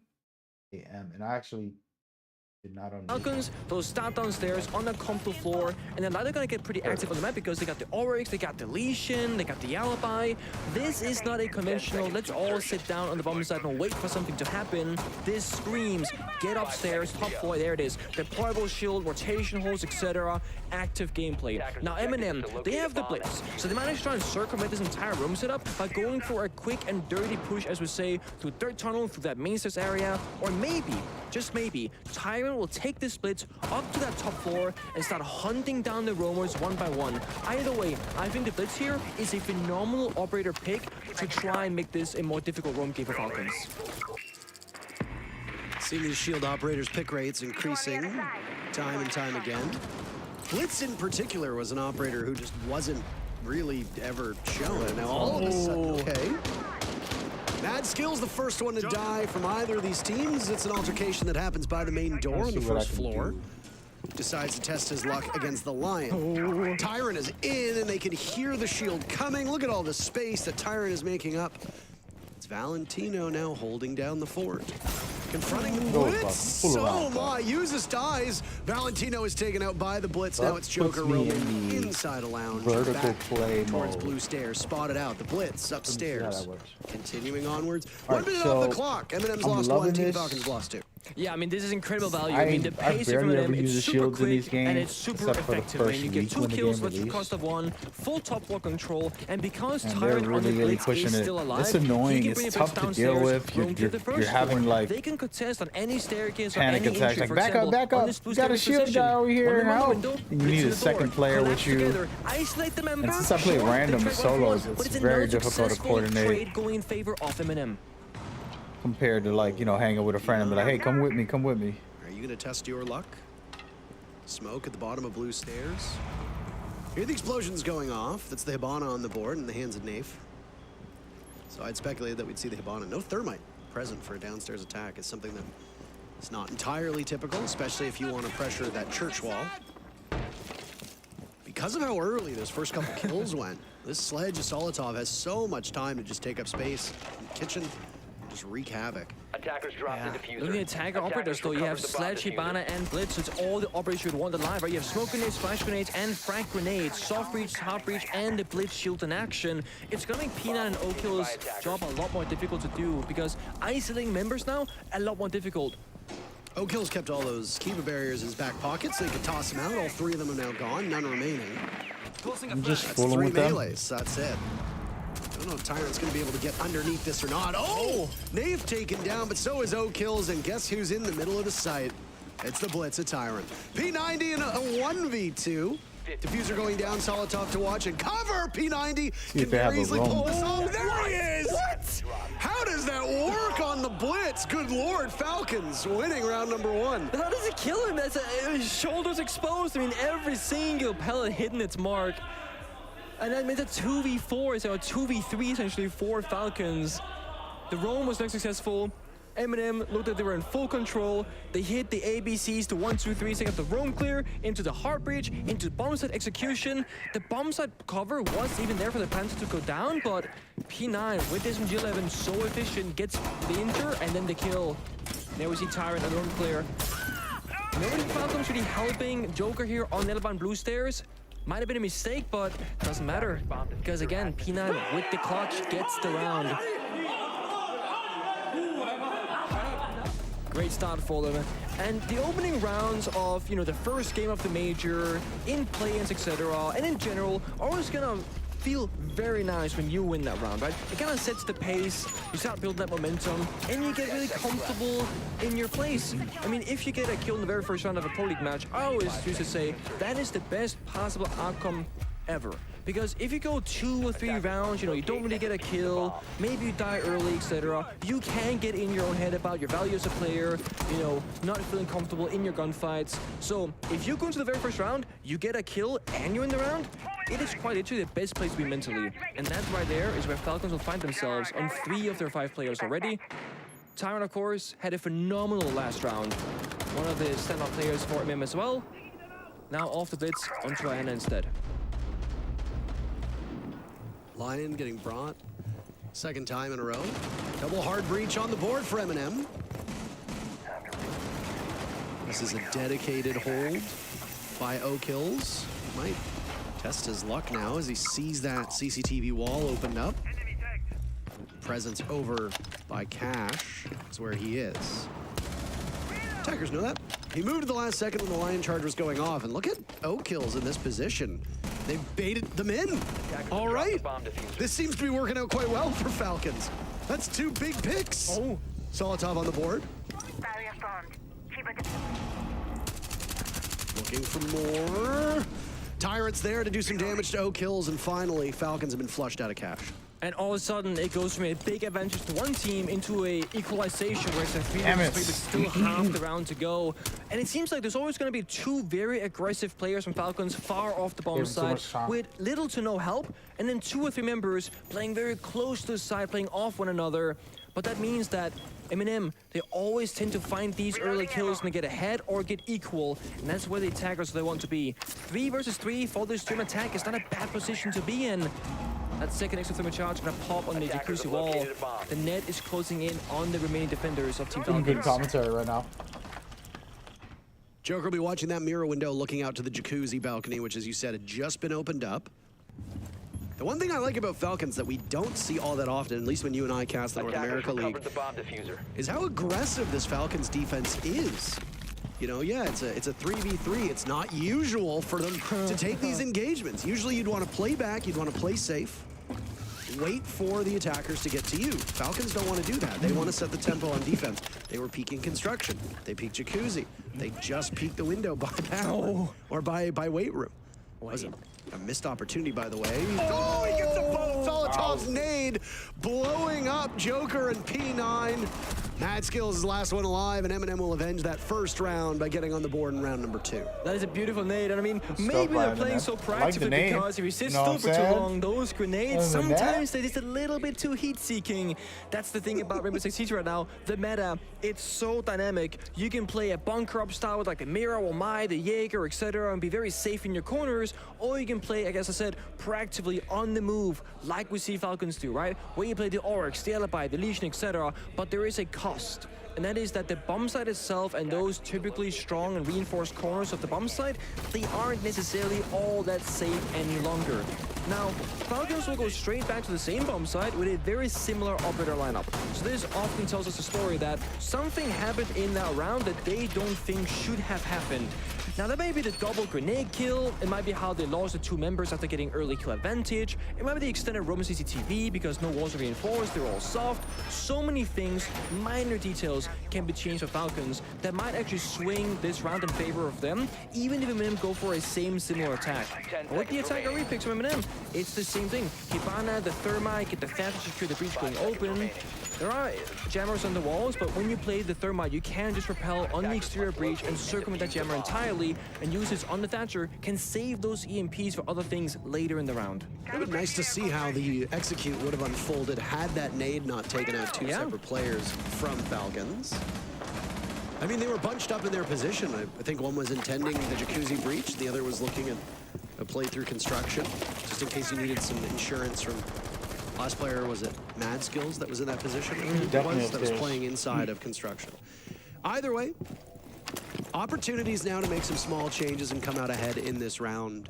But also, the big sticking point for Eminem that very nearly cost them the round was the first bit of action that ensued around Cash.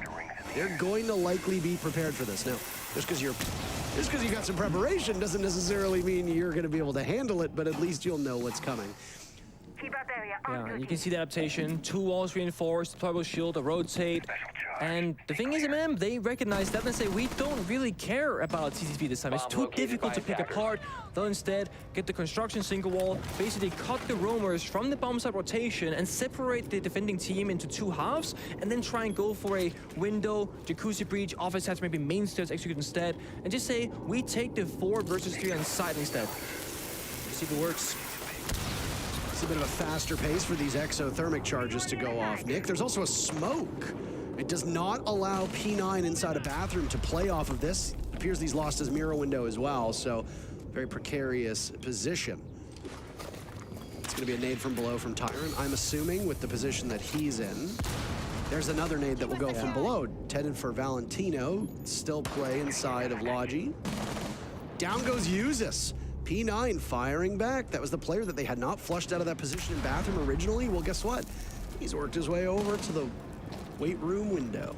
This is the issue when you don't take CCTV. No one can play on the balcony for the windows, but the nades below doing so much work. Tyrant finds P9 full of trade, and a second nade onto Valentino.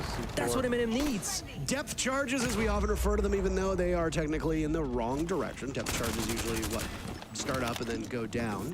They're unable to secure the kill on Valentino, so Eminem will now still be looking for the kill. Instead, Falcons wanting these engagements, taking these fights head on. Mad Skills had peaked 1, peaks a second, loses his life. Solotov, the one to claim that kill. Advantage in favor of Eminem, and it just continues to grow, as now it's Nello to get one. As the diffuser goes down, Oak kills, can't get into position. Nello says no thank you, but they trade out. Leaving Valentino inside of Logi still. He'd taken that damage earlier from the nade, been picked back up, but it's Solotov to end what little was left of him. Eminem up 2-1. And this is all about the adaptations. Eminem doing Basically, anything. both teams Good making start adaptations on their own for side, then runs. countering each other. Falcons said, okay, CC hold wasn't strong enough, wasn't good enough. Let that put more resources, get that deployable shield, and they do that. But a minute ago, we recognize that you want us to now attack CCTV again because it's stronger for you. We're gonna do the complete opposite and go for that main stairs, jacuzzi breach, and then downstairs with 2 sets of grenades. And because they find a kill and an injure, they actually find enough value from downstairs to leverage the execute going in their favor because the members of the defense are so weak. So we are going to have a quick rehost before getting back into action. But as we always say, the players these days are so formidable and so quick at rejoining that server, will only be postponing for a brief moment. Yeah, we'll be back in the action very, very quickly. Usually takes a couple minutes. Defense, I think, can work a little bit better for Falcons here, but I am more interested to see how they tackle being on attack. Because on defense, it's very obvious that they want to take fights as frequently as possible. Even in that last round, they were still peaking fairly aggressively. So what do you do on attack? Do you decide to be as aggro as humanly possible? I mean, it's a viable strategy, I suppose. But for teams that might not have the most experience, attacking is typically more challenging again. When you're a leader, the competition is always hoping that you're going to slip up. So, these suits are here to make sure that anything that I say is legally indisputable. Like, Apartments.com has the widest variety of variety. Apartments.com was the reason that apartments were invented. Heck, we got more spaces than space. That's entirely incalculable. Incalculable? Oh, I think that's legalese for true. Apartments.com, the place to find a place. Commercials, sheesh. This is Beth. She's in an endless aisle of flat pack furniture she'll never have time to assemble. What Beth really needs is a break from the DIY with my new Calvin bedroom. She'll love the gorgeous detail on the stylish chevron headboard. In stunning white and calming gray finishes, the 5-piece set still only costs $9.99. And with Bobtastic delivery, she can get white glove unpacking, assembly, trash removal, and more. Why do more when you can spend less and get more? Take a break. Spring break at Bob's Discount Furniture. Have to brute force the way in through a bomb set or through a doorway, just trying to go for broke, try and get, trade a kill 1 for 1 or 2 for 2, and just make something happen. Because sometimes you just don't have the answers. It's kind of hard to pinpoint on all 3 of these rounds so far where any glaring mistakes have happened. I mean, obviously bunching up for the double nade is not ideal, but some teams have much greater proficiency when it comes to these nades. Eminem obviously showing off their skills. Was it 3 nade kills and 1 down so far through 3 rounds? Is actually quite impressive. These are early rounds, but you have to suspect that Falcons are now going to be aware of that nade play and will likely be a bit more mobile. Hopefully. P9 thought he was mobile enough, but no. I mean, he had a great start to the round, and then he too got found. Yeah. No, he was extremely effective inside of that bathroom, holding down that position. He ate an entire smoke. He forced the attackers to throw out a smoke to keep him in that position so that he couldn't swing the jacuzzi breach. Also, that smoke not just stops the defender from being able to play off of it, but also can conceal your movement if you get into the actual bomb site, which is not the case. Get into weight room. The Kiba barrier goes up to plug the black mirror that was destroyed by the hard destruction. P9 moves back around to weight room, gets the pick on top of strip club roof, looking through that weight room window, still holds onto that position, and if it wasn't for the nade from below, he could have done some serious damage to stop somebody from hopping in that bedroom window or also going for a diffuser plant down inside of these gym. little breaks. Yeah, and also worth noting that there was a change, actually 2 changes to the grenades from below that occurred about 6 months or so ago at this point, where they actually got double nerfed, where the damage distance drop-off of a grenade got reduced. What that means is the nade now has to be even closer to an enemy to do the same amount of damage as previously. Plus, we've seen multiple operators get changed around in their armor types and speed types, so they have more health in general. Getting a grenade kill from below basically means if the defender is full health, you have to land it between their feet or in between their toes to take them out. And Eminem, they did that, as you said, Park, 3.5 times in 3 rounds, essentially? That is some pinpoint accuracy. Some of those, of course, you have yellow pings, information with drones, etc. Some of them is good guesswork or working off in-game audio sound cues, of course. Either way, it's great utilization of the dynamic maps of Rainbow Six Siege, where you can attack a bomb site quite literally from below or from above the bomb site because of that self-destruction and because of that verticality. Yep. Almost all the players are back in the lobby. But a relatively quick day. We're on a rolling schedule. We were supposed to go live at 4 p.m. We went live a little bit before that. Yep, shortly before. Which is actually crazy that we're keeping to the schedule despite most of these maps being quite lopsided. Yeah. It's been relatively quick most of the games so far. Saying goodbye to 2 teams later today as well. Yep. Every day, or at least day 1, day 2, we're saying goodbye to... I was thinking about 2 teams every day? We must be, right? Yeah. Because we're going through the groups, yeah. How sad is that? It's very sad. It is very sad. I mean, imagine flying out here, being prepared, and then you basically get to play for a couple hours and that's it.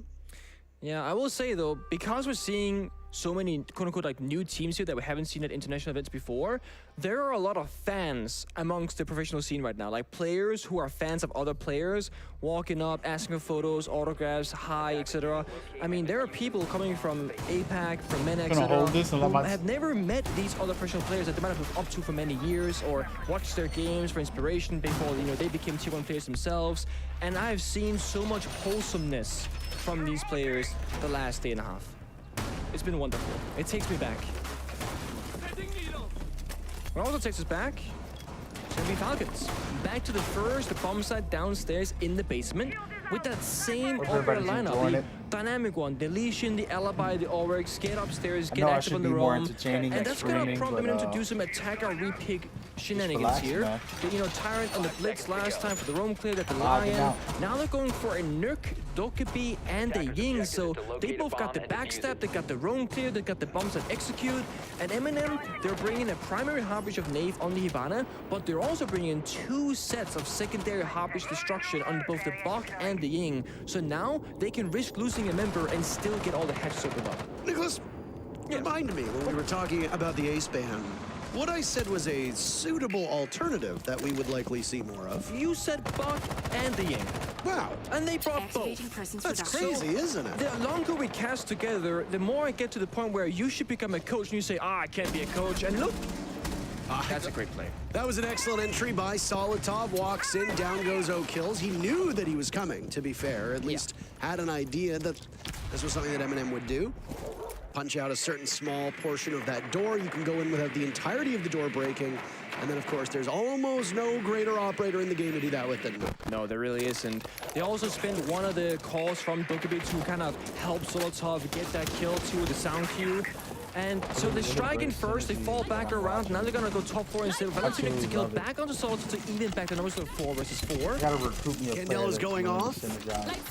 Right now, there's no real targets that it's getting hit. They just used all those Candelas and it's for naught. Valentino is able to get away with a tiny bit of HP as the rest of the team drops back down to the bomb site as the logic bombs ring out. Okay. So it's in pursuit, can't find anything. Essentially, they trade utility for map control, which, I mean, it's almost like a handshake deal between both teams going, okay, we will do this, but then Matt skills, he goes for a cheeky swing. Cheeky swing has been what Falcons have done every round, though, Nick. This is something that we keep seeing time and time again. They want to take these fights. And some of the times it works, but more often than not, Eminem have been punishing them. Yeah, and when you spend all your Candelas and you don't have smokes on the Ying, you want these kills to be happening because you just say, yep, thank you very much, Matt Skills, that's 1 member off the board. Valentino, 1 point of HP left as well. 1 bullet will take him out. You sneeze in this guy, he's injured. And Eminem, they get that 1-man advantage. Now, Kitchen Hatch got open on up. They got the Hibana, second their Harbridge, but they don't have any Candelas. So Knave on the Hibana has 3 flashbangs. That's the only real execute enabling utility they have for this push to come. Very valuable information now from the drones in the final 30 seconds. What they're doing, how they want to play. It's an extremely loud drone. I don't know why. Toxic gas going off underneath the hatch of the kitchen, and there's a very quick push up from the smoke, but nobody can capitalize off it on the side of Eminem. A logic bomb will go off. Down goes Nello. P9 with that sidearm, putting in some good work. Uses as a sidearm of his own. Takes out the smoke. Flash goes off. Valentino still on a point of HP. Diffuser in the hands of Nate. He's dropped. Gets the Kumai out. Is he going to have time to get the diffuser down? Yes, he does. Uses will need to cover, but he's dropped off. And that's it for the plant. The timer will give it to Falcons as they reduce M&M to just a single player. Yeah, I mean, the pace there from M&M just not quick enough. I mean, sure, the Goo slowed it down by about a 1.5 to 2 seconds, but that's not even the bigger problem. After pulling out the Goo and starting the plant attempt, they still just have 0 seconds left on the clock. A great attempt, but again, Falcons, they always pressure M&M on all their entry points, even when they're down in numbers. They still fight. Smoke, sprinting from third into below that kitchen hatch. He gets spotted out. He still sticks around, gets 2 kills combined in that round, brings it back to a 2v2, and then things they play out from there. The Falcons, they're gonna go through this and try something new. It's not gonna be bar, it's going to be that CCTV bomb site that we don't see very commonly. And the first thing we have to look at here from the Orbiter lineup is going to be, is there a Bandit and a Sami, a Wamai, and a Jaeger? The reason why I say this is because if you play like a Sami, Wamai, Jaeger, the catwalk rafters where Metzger's reinforcing right now, so incredibly easy to hold as a defending team. Or rather, should I rephrase, very difficult to attack against. If there's a Bandit, well, you can Bandit trick the CCTV wall. That's gonna stop the attackers or slow them down from getting the first objective, which is to get the wall opened up. Now there will be a mute, P9, he'll put that on there, and then he knows that from him. He's gonna attack repeat the thermite, he can now repel on the wall, open up for free, and not have to waste time or resources getting that opened up. But M&M, either way, whether they go for a garage attack or a master bedroom construction attack, Falcons, they're everywhere. So they'll contest on both sides. See Q-Bearers going out to ground some protection. That's going to help them extend out for this roam or master bedroom. P9 has been easily the most impressive player in my eyes on Falcons so far. Yes. Good utility work. We highlighted his play on mute on that last gym defense, but always seemingly being in the right place at the right time to get what's going on? No Scar. Hope you're doing well. I'm during the beginning of just playing this operator for the first time, kind of putting together a lot of these SAS what operators. I think is gonna work. What might help. This is their first E1D, and the top of gym has now been taken control of by M&M.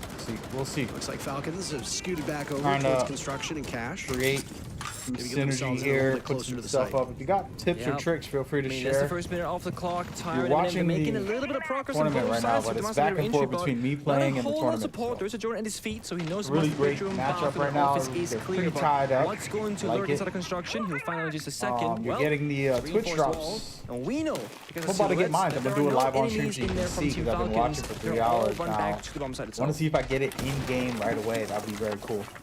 Very quick that M&M wants to get in. And yeah, Madskill's almost losing his head. For, Swung, Valentino taking down Solitov. That didn't work out so well. You had a grenade in hand. You got caught. O-Kill's first one to die from Falcons. Naif walking in with impunity. Type 89 runs through bullets in a hurry, but it also reduces your HP very, very quickly. He's waiting for the right call inside a cache to try to bait them. Yeah. We'll be joining construction by Usis and now opening up a smaller portion into the actual cache site. You see how much respect M&M is paying to the possibility of a swing because Naif did not want to even risk opening up that wall in fear of someone swinging out and just taking him out. So he waits for Usis to rotate on the line to hold the door. Oh, wait a second. Was that a jump out by the warden? It's Nate. Does he know? Nah. No, it's in the wrong direction. After having so much success, it's a swing and a miss on 2 nades now for M&M as they lucked out a little bit earlier, previous rounds. There's a window swing on the ward, and Valentino had been itching for a fight over there for so long, and Usis just could have yet another. Let me know how you feel. Look at how many there are. They're all looking in the same direction. Falcons sweeping through M&M. How you feel about this? Now they're taking down P9. It's a 2v2, 10 seconds left. Tyrants in the sight. Down goes no. Joker gets the last 2. Good stuff right here. M&M taking a timeout after losing 2 in a row, and Falcons cannot lose the first half. They put up 3 rounds through 5 so far. Yeah, and a big question mark is going to go back to what you said, Parker. How will Falcons do on the attack? Because their final defense is coming up, round number 6. M&M, right before that happens, they will take a tactical timeout to figure out what the issues are. we see Falcons always go for swings, always applying pressure, always keeping things tense. M&M, they recognize and they respect it. But even though they know and they expect this to happen, they still falter in the late round to those exact swings. I mean, you have used this on the line, CCTV window, gets swung by 3 different members in the span of 5 seconds. And of course, he gets shut down eventually. I mean, he gets the first kill, nice shot, but then you have 2 members just swinging and swinging and swinging, and short, they trade back to a 2v2 from Nello. But then again, what does Joker do? He leaves Catwalk, the strongest position on the bomb site, to swing the guy in the rappel. Like, what? It's hard to predict, it's hard to play against, and it's really working out for Falcons, and it's catching him off guard time and time again. Swing or be swung? Swing or be swung. The eternal conundrum. Do you swing or do you get swung? Let me tell you this. Are you a swinger? Yeah, I was trying to make jokes. If you can choose whether you want to swing or be swung, you want to be the one to swing, okay? Listen, that's how you want to approach this more often than not. There's nothing wrong with being a swinger. There's nothing wrong with being a swinger. And there's nothing wrong with being swung. Well, actually. If you die. Yeah, if you die. Obviously, that's not ideal. No, it's not. I mean, I know what I would do. If I was M&M, I would be the guy to pick Monty in attack and Clash in defense and say, I'm not gonna get swung, and die from it at least. And I'd be like, I'm safe. And honestly, Tyrant playing Blitz in the opening round on that base and roam clear worked very well. I am surprised that we're not seeing Nello himself go onto the Monty to kind of spice things up and change the approach, because right now M&M, they're kind of showing Falcons the same thing with a slight variation every round, right? They're gonna go for a roam clear over or direct side execute with the same couple operators. Sure, now they got the Nuke, they can creep around, they had a Ying for individual round, but look at this! Valentina just swings the window and now uses is dead. You take your time out, you talk things through, you go, oh guys, we gotta do this better, gotta fix that. What happens in 20 seconds? You get spawn peaked. Swing? Or be swung. Or be swung. The answer to that question, Ubisoft learned about firsthand. Yeah, definitely. Now, losing the... Oh, there's no one here, right? No, there's somebody in church. Oh. Joker. He's like Legion. With 2 goo mines in pockets, sitting behind that little cubby inside a church. They must know. I mean, you're not waiting here if you don't know. Lone clear being progressed as well. Falcons with that early pick, they actually fall off their extended roam because they recognize that they've already built that advantage that they're seeking. They can now play near the bomb site, wait for that flank from Joker. He has 2 impact grenades in pocket as well. Can open up different avenues back to the bomb site for himself. Still lingering downstairs. This call is made for that he knows that somebody's there, maybe a drone, or Attackers have located a bomb. Legion's all the way back up top. Valentino taking up place on that main floor. Has impacts, not a nitro cell, so this isn't necessarily going to be a play for a post plant, but he'll get coaxed out right into the waiting arms of Tyrant. And it looked like Valentino was aware of somebody in that position.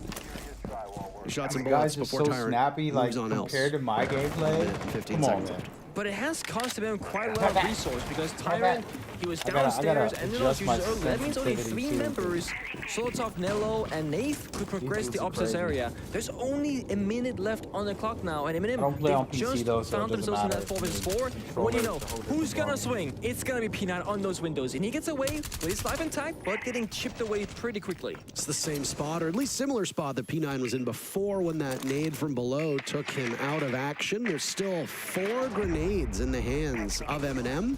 2 for Solotov, 2 for Tyrant. Where are they going to go? First one tossed in by Solotov. No luck for that double nade landing in the same spot. P9 takes down Nate, but P9 himself is dispatched by Nellos, trading back and forth. Tyrant might be able to get in behind enemy lines. Have they droned him out? Do they know where he is? No, he's still just holding this position inside of construction. But he'll pull the pin out of the nade, and that takes some damage from Logian and blows himself up. An unideal set of circumstances. The advantage goes to Falcons in this 3v2. Nello trapped inside a bathroom, but Solotov is making short work of them. Mad Skills can play keep away. But Solotov doesn't have any time to find him. An impressive first half as Falcons take it 4-2. A great attempt for M&M and for Solotov in particular, but he was stuck in a goo mine, had to vault in the window. He gets 2 kills, but mad skills, Falcons, they played smart. They recognize again the time is running so low. Just sit back on top main stairs. They have to swing from a single doorway. If not, timer hits 0. They're guaranteed the round, and they get away in that 4-2 scoreline advantage. But now things will change up. Now Falcons will have to go on the attack, and it's much more difficult to force gunfights when you're on the attack inside. You can't just walk into bomb side or not have to breach open the walls. You have to play the utility game more often than not. So Falcons, they've shown us one style of siege that they excel at. But now they have to convince us on the other side, figuring out what the setup is going to be, pick it apart correctly, and then win those rounds on the attack. We speculated on this, about the way that Falcons were playing. After the rehost, Falcons have gone 3-0. It's been a very impressive run for them so far. M&M looked like they were able to match the aggression of Falcons through those first 3 rounds quite well. And Falcons, in a lot of ways, were making those peaks, and then we turn around and we say, oh, well, you know, this wasn't a very ideal way to do it. Falcons obviously decided to change our minds through rounds 4, 5, and 6, winning them all largely on the backs of them peaking when you weren't expecting them to. It caught M&M off guard, surely, and M&M used their timeout. Unsuccessful, at least in the immediate. Yeah, maybe there'll be a long-term reward, but not immediate at least. And operator lineup. Sorry, let's go bomb side first. Both teams start basement, but very different set of operators being brought from both sides. M&M go for that bunker down style, the Wamai, the Asami, the Warden, they mute the smoke, etc. This heavily speaks to the bomb side is what they care about. Falcons, they have recognized that pretty effectively because they too have been bringing anti-bomb site operators. The Capital, right? The double hop breacher or secondary hop breach plus primary hop breachers. They have ways to deal with the execute and stage 3 of this round when they get there. So stage 1, gonna be the roam clear. They've done so very quickly with 2 minutes to go. Step 2, open up all the hatches and kind of recognize where do you want to be attacking from. It's gonna be, you know, Moto or church attack, dirt, blue hatch, etc. And then step 3, of course, is going to be the execute itself. When they go down that hatch, they drop, things get very chaotic, and they try and get that diffuser down. Dirt's actually soft as well, so Falcons, they have every single route leading to the bomb site open at their disposal. They just gotta choose which one they want to go through or which one is most likely to work out for them.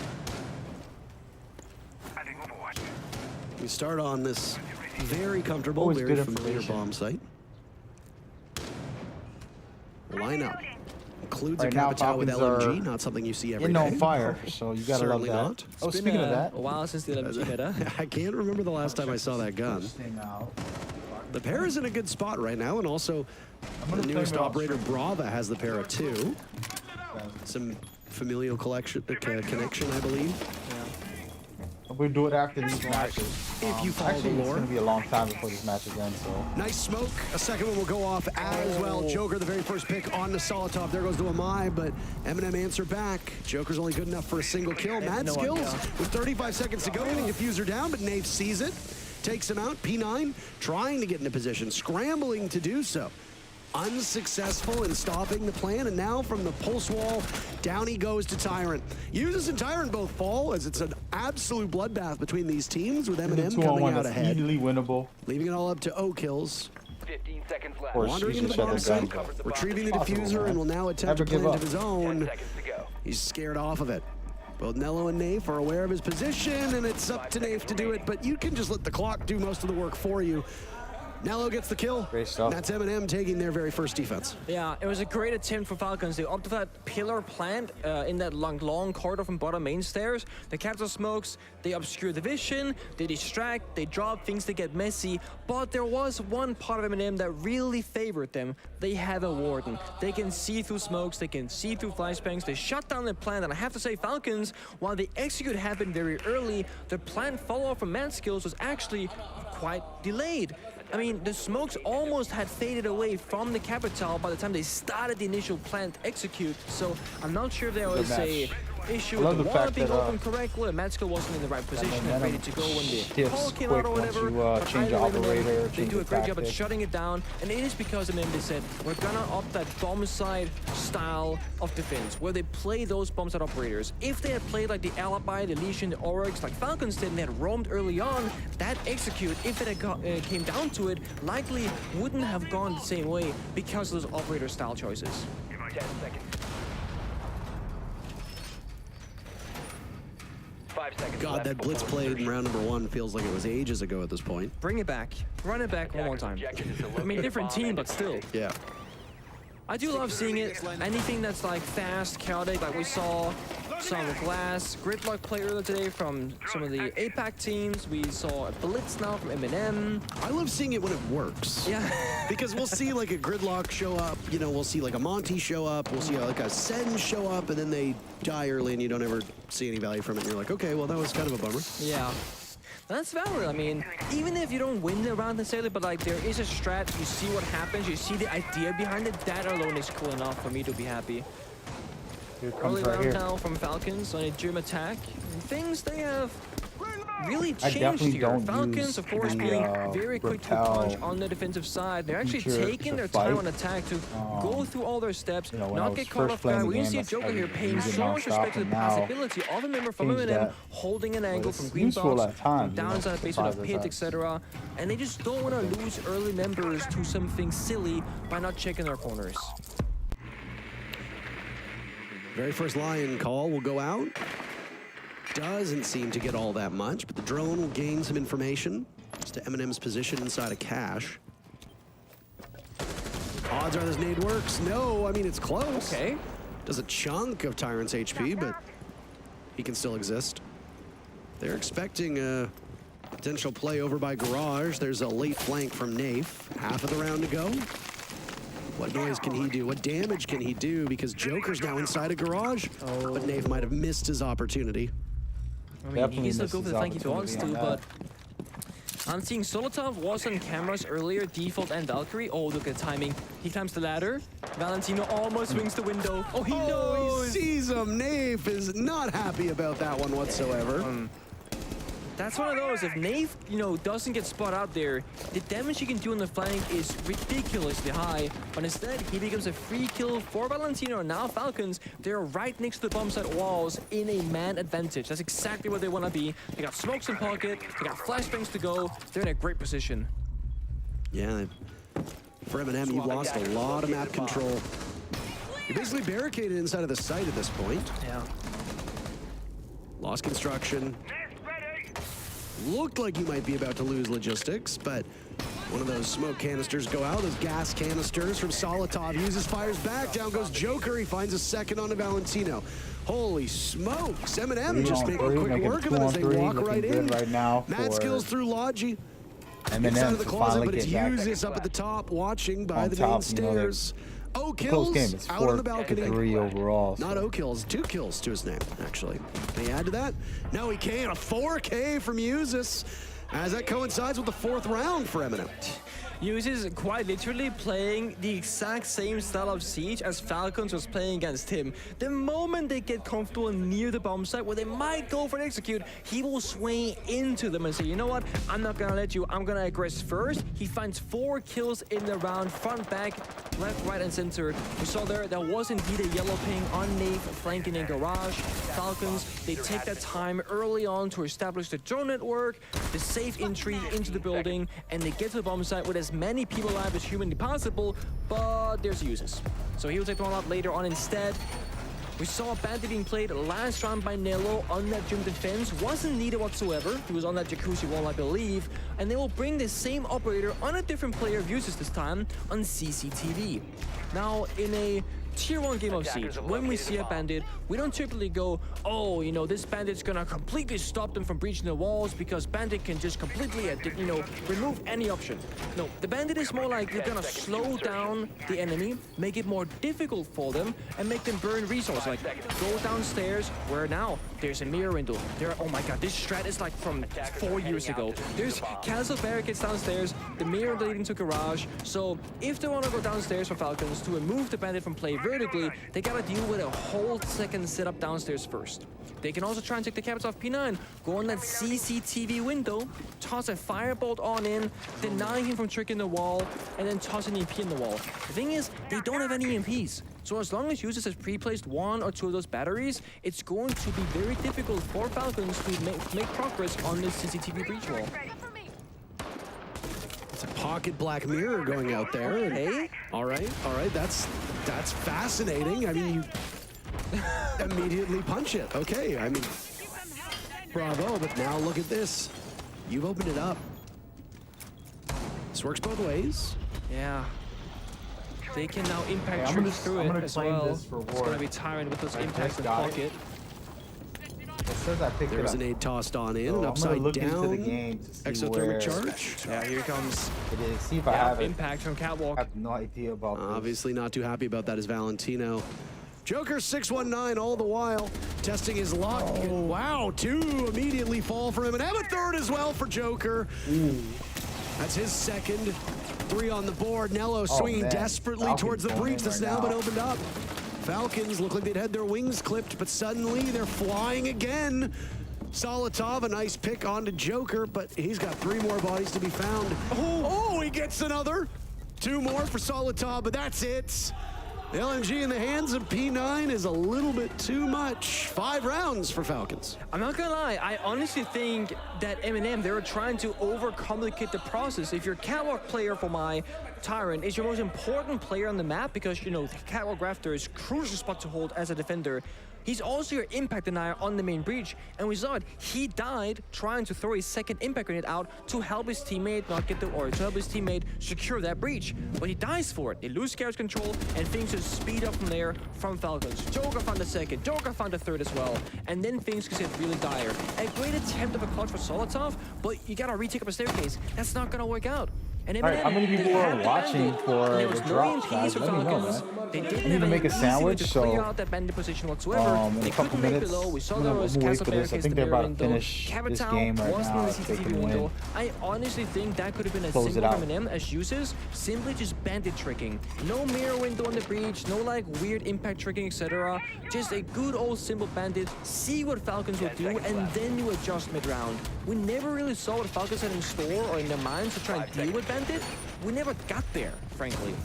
Falcons down the lead, and we raised the questions. Yeah, they can play a dynamic defense, they can play in your face, you know, control the pace and momentum, but how will they play attack?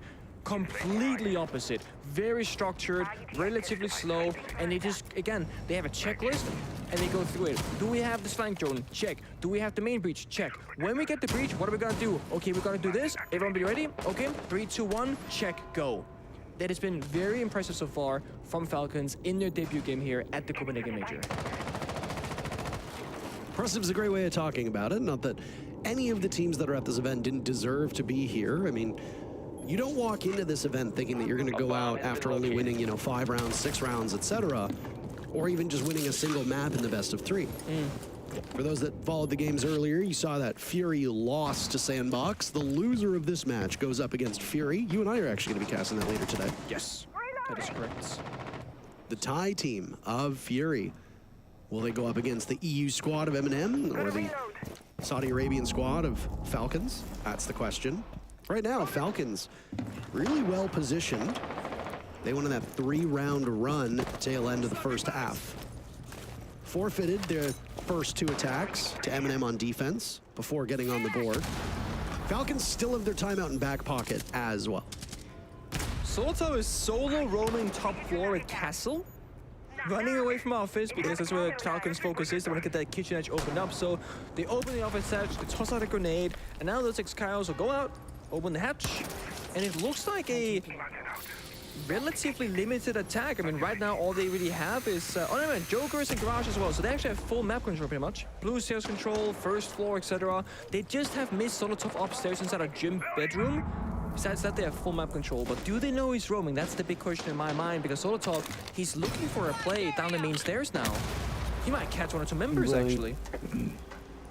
Solid position. Like I never even knew he peeked right there. Not without taking some damage in the process, and the remainder of him is easily handled by Valentino above. So you get a pick, but you don't really gain all that much for it. That's now we see the bandit trick in action. Now, there's not many walls you can easily bandit trick, but the church 1 basement clubhouse is one of them. There's no verticality, you can try and chuck a nade above, but it's difficult, so instead Joker will walk down the boost stairs and look for kills. Valentino is just soldiering onward, finding his second pick, and Joker's patience where it pays off on Naif. Falcons in a 4v2 looking to move to match point. An impressive place for them to be. 15 seconds. They've got 4 bodies to throw at this. Nello dealing with some issues inside a dirt tunnel. Down goes O-Kills to Tyrant. Nello finished off, leaving just Tyrant. Can he deal with them? He does a whole lot of damage. Looking for more, but he can't stop the diffuser from being planted. He's reduced Joker to basically nothing. Tyrant needs a hero play. Creeping up. There's a flash, not blinded, another one tossed out. This one finally gets him, so that's time to waste. Nobody from Falcons aggressing at this point, waiting patiently. It's crazy right Tyler now. getting ever closer, gives his position away, and it's Joker to send Falcons to match point. The discipline in the 2v1, the crossfire, the flashbangs going out, and both teams there just waiting for someone else to make the first move. With Falcons, they show us they can just wait. They recognize they are in the favorable position, burn down that clock. There was 20 seconds to go. It's a 7-second diffuser. They have to act soon. Match point, and M&M maybe a little bit shocked with the outcome here. Not what they want, not what they expected, but it's what they've been given. Now, M&M, if they want to have a shot at winning this match, they need to take us to the first overtime series or map of this event so far. We saw the kills here from the replay highlights. Joker set up blue, just crushing the competition. Saying that P9 was the most impressive player for me on defense. Well, how things have changed now with it being Joker 619. Maybe the Redditors were right. I was gonna say that maybe Reddit knows a thing or two. Sometimes. Maybe those Redditors were on to something. Sometimes. Not always. Not always. Camera ready to activate. Would you look at that? Is that going to be... Nope, it's basement. Did you think it was... I thought it was bar for a second. Bar stage. I was like, we're gonna get all 4 bomb sites. Let's go. We're not. Oh, not. Not yet. We're not getting all of it. Just still go there. It's possible. Though I don't know how good of an idea it would be. Should M&M win this round and we go all 12 rounds, M&M would then go to bar stage, presumably to go to overtime. I don't know if that is necessarily the smartest idea for a site that doesn't have a lot of play. Zero play so far. Right here for Falcon. They take this game, they win it. All right. Rogue's face. Final round on the 5th map. Koi / Rogue back then, called Rogue. They go bar defense. You know what? They win. So if M&M, they want to, capture some of that European energy vibe when it matters the most, Bar has a pretty good story from just 6 months ago. Bomb located by attacker. IQ being brought now, so a different kind of operator to shut down the intel game of the defending team, but there's not a whole lot of intel to gather, really. No Valkyrie on the board. Of course, Solus is banned out. You can look for the my disc and the mute jammers. Maybe if Warden pops his gadget, but that's really it. So, relatively low value, but it's a safe choice. Let's say there was a Valkyrie on the board for the M&M. You gotta worry about the C4s vertically, the Valkyrie cameras, etc. Valentino so often finds himself in those opening duels, and he does so successfully. Once again, he too is sitting on 9 kills and 6 deaths, and that's gonna be Solotov on Romai off the board on match point. M&M already down a member. Not exactly where you want to be. Solotov has been able to take over certain rounds. 4 of those 7 kills that we see coming in a single round. Very impressively done. Gave M&M the edge in that one. Even though Valentino is taking a lot of damage, it seems to be the story for him in this matchup is that he gets quite a bit done to him, but one thing I gotta practice is using my one of his hard breaches always as well. use both drones. You shouldn't die without using your drones. Big question for me is M&M, are they going to before you get walk aggressive forward and sometimes seek these engagements and try and leverage back the numbers, or we're will so they simply by let them execute, maybe flop in the midst of the chaos? That's the big question. They have 3 shooting games where they have 2 C4s. out there They want to play for Plant and I, but I don't know if that's the right call right now, given how quick Falcons are, but never mind. Tyrant, he finds the kill they need. The one thing I will say about this M&M team is that they're never out of the engagements. It's just a matter of how the engagements are being taken. They've now Honestly, I lost wish Uses I'd as well. never Uses stopped and playing. Solotov Because long I've holding played that distinction casually of being all these two of the years. most Did reliable not players play on this team. regularly, Down goes Joker to Nafe. You know, A for more than like a 3v3, month. but Nafe took a lot of or damage two. in the process. A single bullet from any Even of then, these it wasn't guns a will lot. take him Don't out know of how many hours action. I got, but He's sitting pretty for the time being. Falcons could get their very first win in an international competition, but they have very little time to work with. It's going to be a tense round. Remainder of Valentino is found. Down he goes. Falcons need to hurry. They need to find something. They're in the sight. Suddenly they've reduced it to just Tyrant, who can stop the plant. Can he get there? Yes, he can. Through the openings that were created by Falcons themselves, Eminem somehow get the diffuser in before it gets planted, and we are going to all 12 rounds. Oh, it is so difficult to make the right decision where to plant because you don't know where the last defender is going to be coming from. It's so chaotic. It's, 3 kills going out in the span of 2, 3, 4 seconds, etc. And then you have only 2 seconds left on the clock. Get a sprint to the first corner you see, establish that diffuser to be started. But what happens? Well, the flank is there. Wall is breached open. We saw the outcome of that round. That's going to take us 7-5. It's still in favor of Falcons, of course. There we see the opening kill from Valentino, a great swing all the way to Church from Blue Staircase, and then now the great shot from Tyrant. Look at this, the C4 toss into peak, and he picks it back up. Bit of a shame because Nave never got to use it later in the round, and we see it here. Plant position was unfortunately just wrong from Mad Skills. Gambled incorrectly, 50-50 on that one. All the way upstairs to go, no bar from him. They want to take us to overtime by playing the stable 3 bomb sites. And it's kind of weird to say that because CCTV is not necessarily a stable bomb site, but they also lost it, so it kind of fits the scheme here. 5 seconds to insert. CC gets played, but it doesn't necessarily always see success. Attackers are moving out to locate a bomb and defuse it. There's a number of ways that we've seen this bomb site get played so far today by these different teams. This bathroom setup looking quite standard. Instead of it being a mute in that position, though, it's the Azami. Single panel reinforced in bathroom with the right here on it. Drone hole blocked off by the Kiba barrier. Goyo shield put up, or Goyo canister rather. Old habits die hard on that one. Goyo canister put up on the wall. Spotted out as well, another by Red Stairs. Oh. I like this momentum. I mean, so this is kind of like, they recognize Falcons are low on time. They bring out the Goyo. And now, you pop a canister, you gotta wait 20 seconds before they can progress in that area of the map. And Falcons, this is one of their slowest rounds so far. 4-minute burn off the clock, no engagements, no damage being done. I will say though, one thing that favors Falcons is the CCTV walls. They are not reinforced. The roam is simply a soft extension that's only going to be held for a brief period of time. As we see now, all Eminem defenders have fallen off this extended position. They're playing now downstairs in bar, they're playing on the bomb site itself. They're not going to try and give Falcons any easy or early kills in this round. Eminem, once again, they want that 4v4 or 5v5 bomb site brawl rather than the early engagements.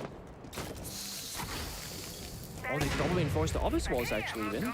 There's a late reinforcement too, obviously, but those X-Kairos are going to go off. Now Uzus needs to be a little bit concerned with somebody potentially pressuring him through logistics.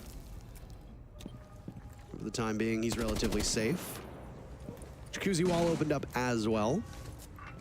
Oh no. Oh, Nafe.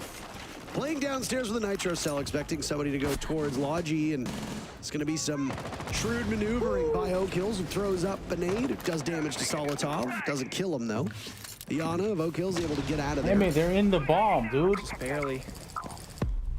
I mean, this is messy, right? Oak Hills goes downstairs, gets a kill, Nate's C4 is removed now, and they recognize this, but Solotovs and Uzus, they both have a C4 at their disposal, too. So if they remember, could go downstairs, play for that post plant later on in the round. There is just 35 seconds left. Where this plant gets planted is going to be the big question for Falcons. They're not ready yet. Valentino's got that diffuser in hand. He needs to get in. 2 smokes as well. And do some damage to Eminem. Not literal damage, but enough to get them out of that position. Flashes in towards the bathroom. Izami in that spot, but Solotov walks up, takes down Mad Skills. Nello shouldering off a lot of damage. Right now, Falcons have to go through the window. That's all they can do. The fire. They can't deny it. Joker now in, finds Solotov. Valentino with diffuser. Only hope is for Eminem to stop it. It's only Nello. And my goodness gracious, they came all the way from the Middle East. And they walk away with a victory in their very first international match here at the Copenhagen Major. Falcons, 7-5 over Eminem. Yeah, that should be the case though. I mean, they thought they knew the plan was going down, but they didn't. So Falcons, they just steal the show, and Joker once again, so formidable on the injury. Falcons, they do the impossible. Incredible performance, defying the odds. And now Eminem will be the team fighting for their lives in a best-of-3 against Fury later today. We'll be right back. Sit tight. A lot of matches. Great stuff today. Gotta give them credit. Gotta give them credit, guys. Another 11-minute break from them. So I'm gonna With Beyond Natural Pet Food, you can feed your pet. Get over to some gameplay right now. We gonna try and get something going. Having a rough game.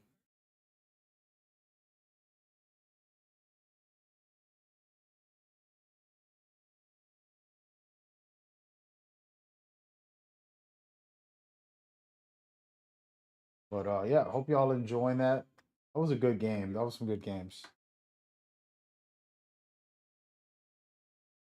See how long we stay here. I'm gonna check to see if the reward, the Twitch drop, is active for me. It's already been through. I just claimed it about 10 minutes ago. And after this match, I'm going right in there to check. The first thing I'm gonna do. I don't even know where to look. So it's good that I can do it so that I can tell people how to do it as well. They should just give me rewards. You know what I mean? Like, it's a partnership. You're not really giving me anything other than giving me the chance to give people Twitch drops, which is cool. But, you know, let me get the Twitch drops instead of having me have to watch to get the Twitch drops. You know what I mean? Just some thoughtfulness, feedback I'm gonna tell Ubisoft about.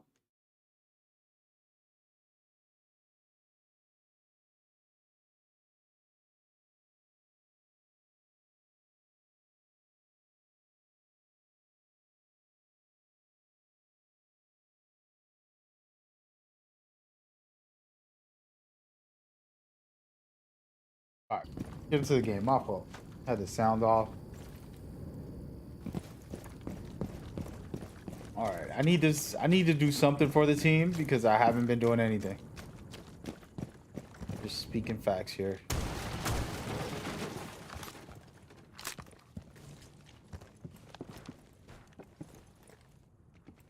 The diffuser is no longer in possession. Little bastard came all the way outside. The diffuser has been secured. Element sequence activated.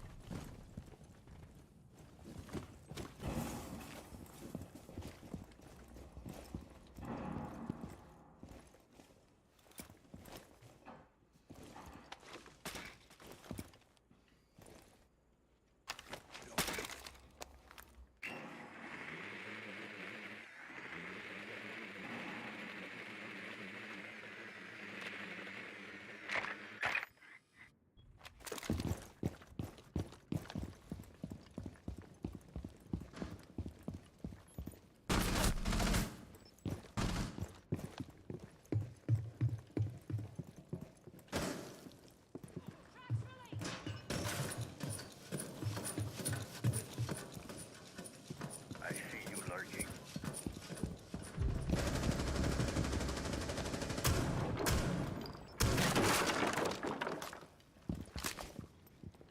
Smoke screen.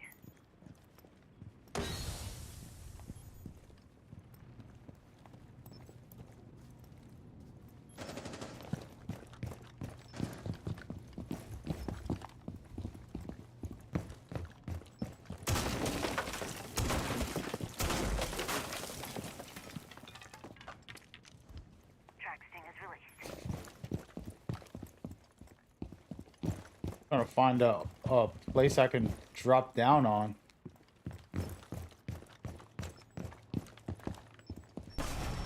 No. There we go, Mr. Capcan. What you gonna do without a Capcan?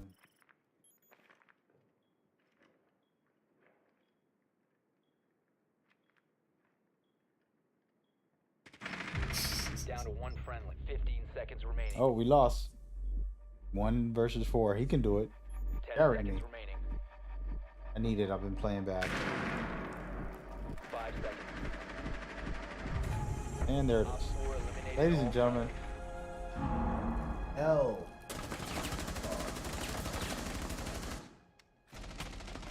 Madness. Heartbreaking. I didn't perform well. Busy watching the host here. Like, looks like she's flirting with the guy.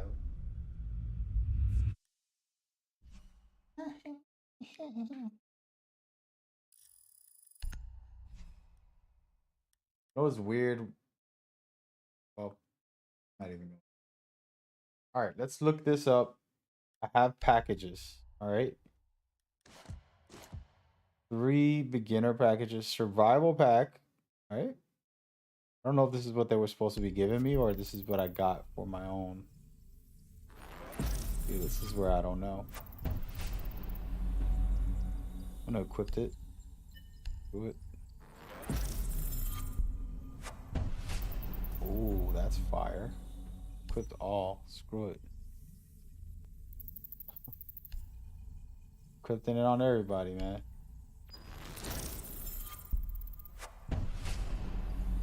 Now that's fire. I dig that. Alright, so those were the E-packs, I believe. Beginner packs. That, or maybe I'm missing something. Maybe it's in the challenge area. I'm just gonna look everywhere.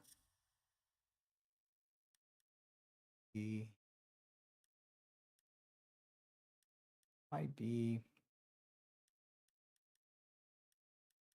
Yeah, that was it, I believe. Digital content. Esports. Come on.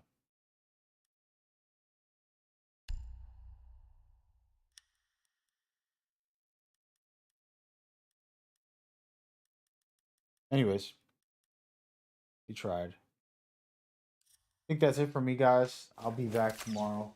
I mean, later today. Wanted to stream early. I felt like I've been streaming late. Wanted to see what's up. Not a lot of guys came by. It's super early. Everybody's busy with work and life. But it was cool to have you guys. Let's link up again.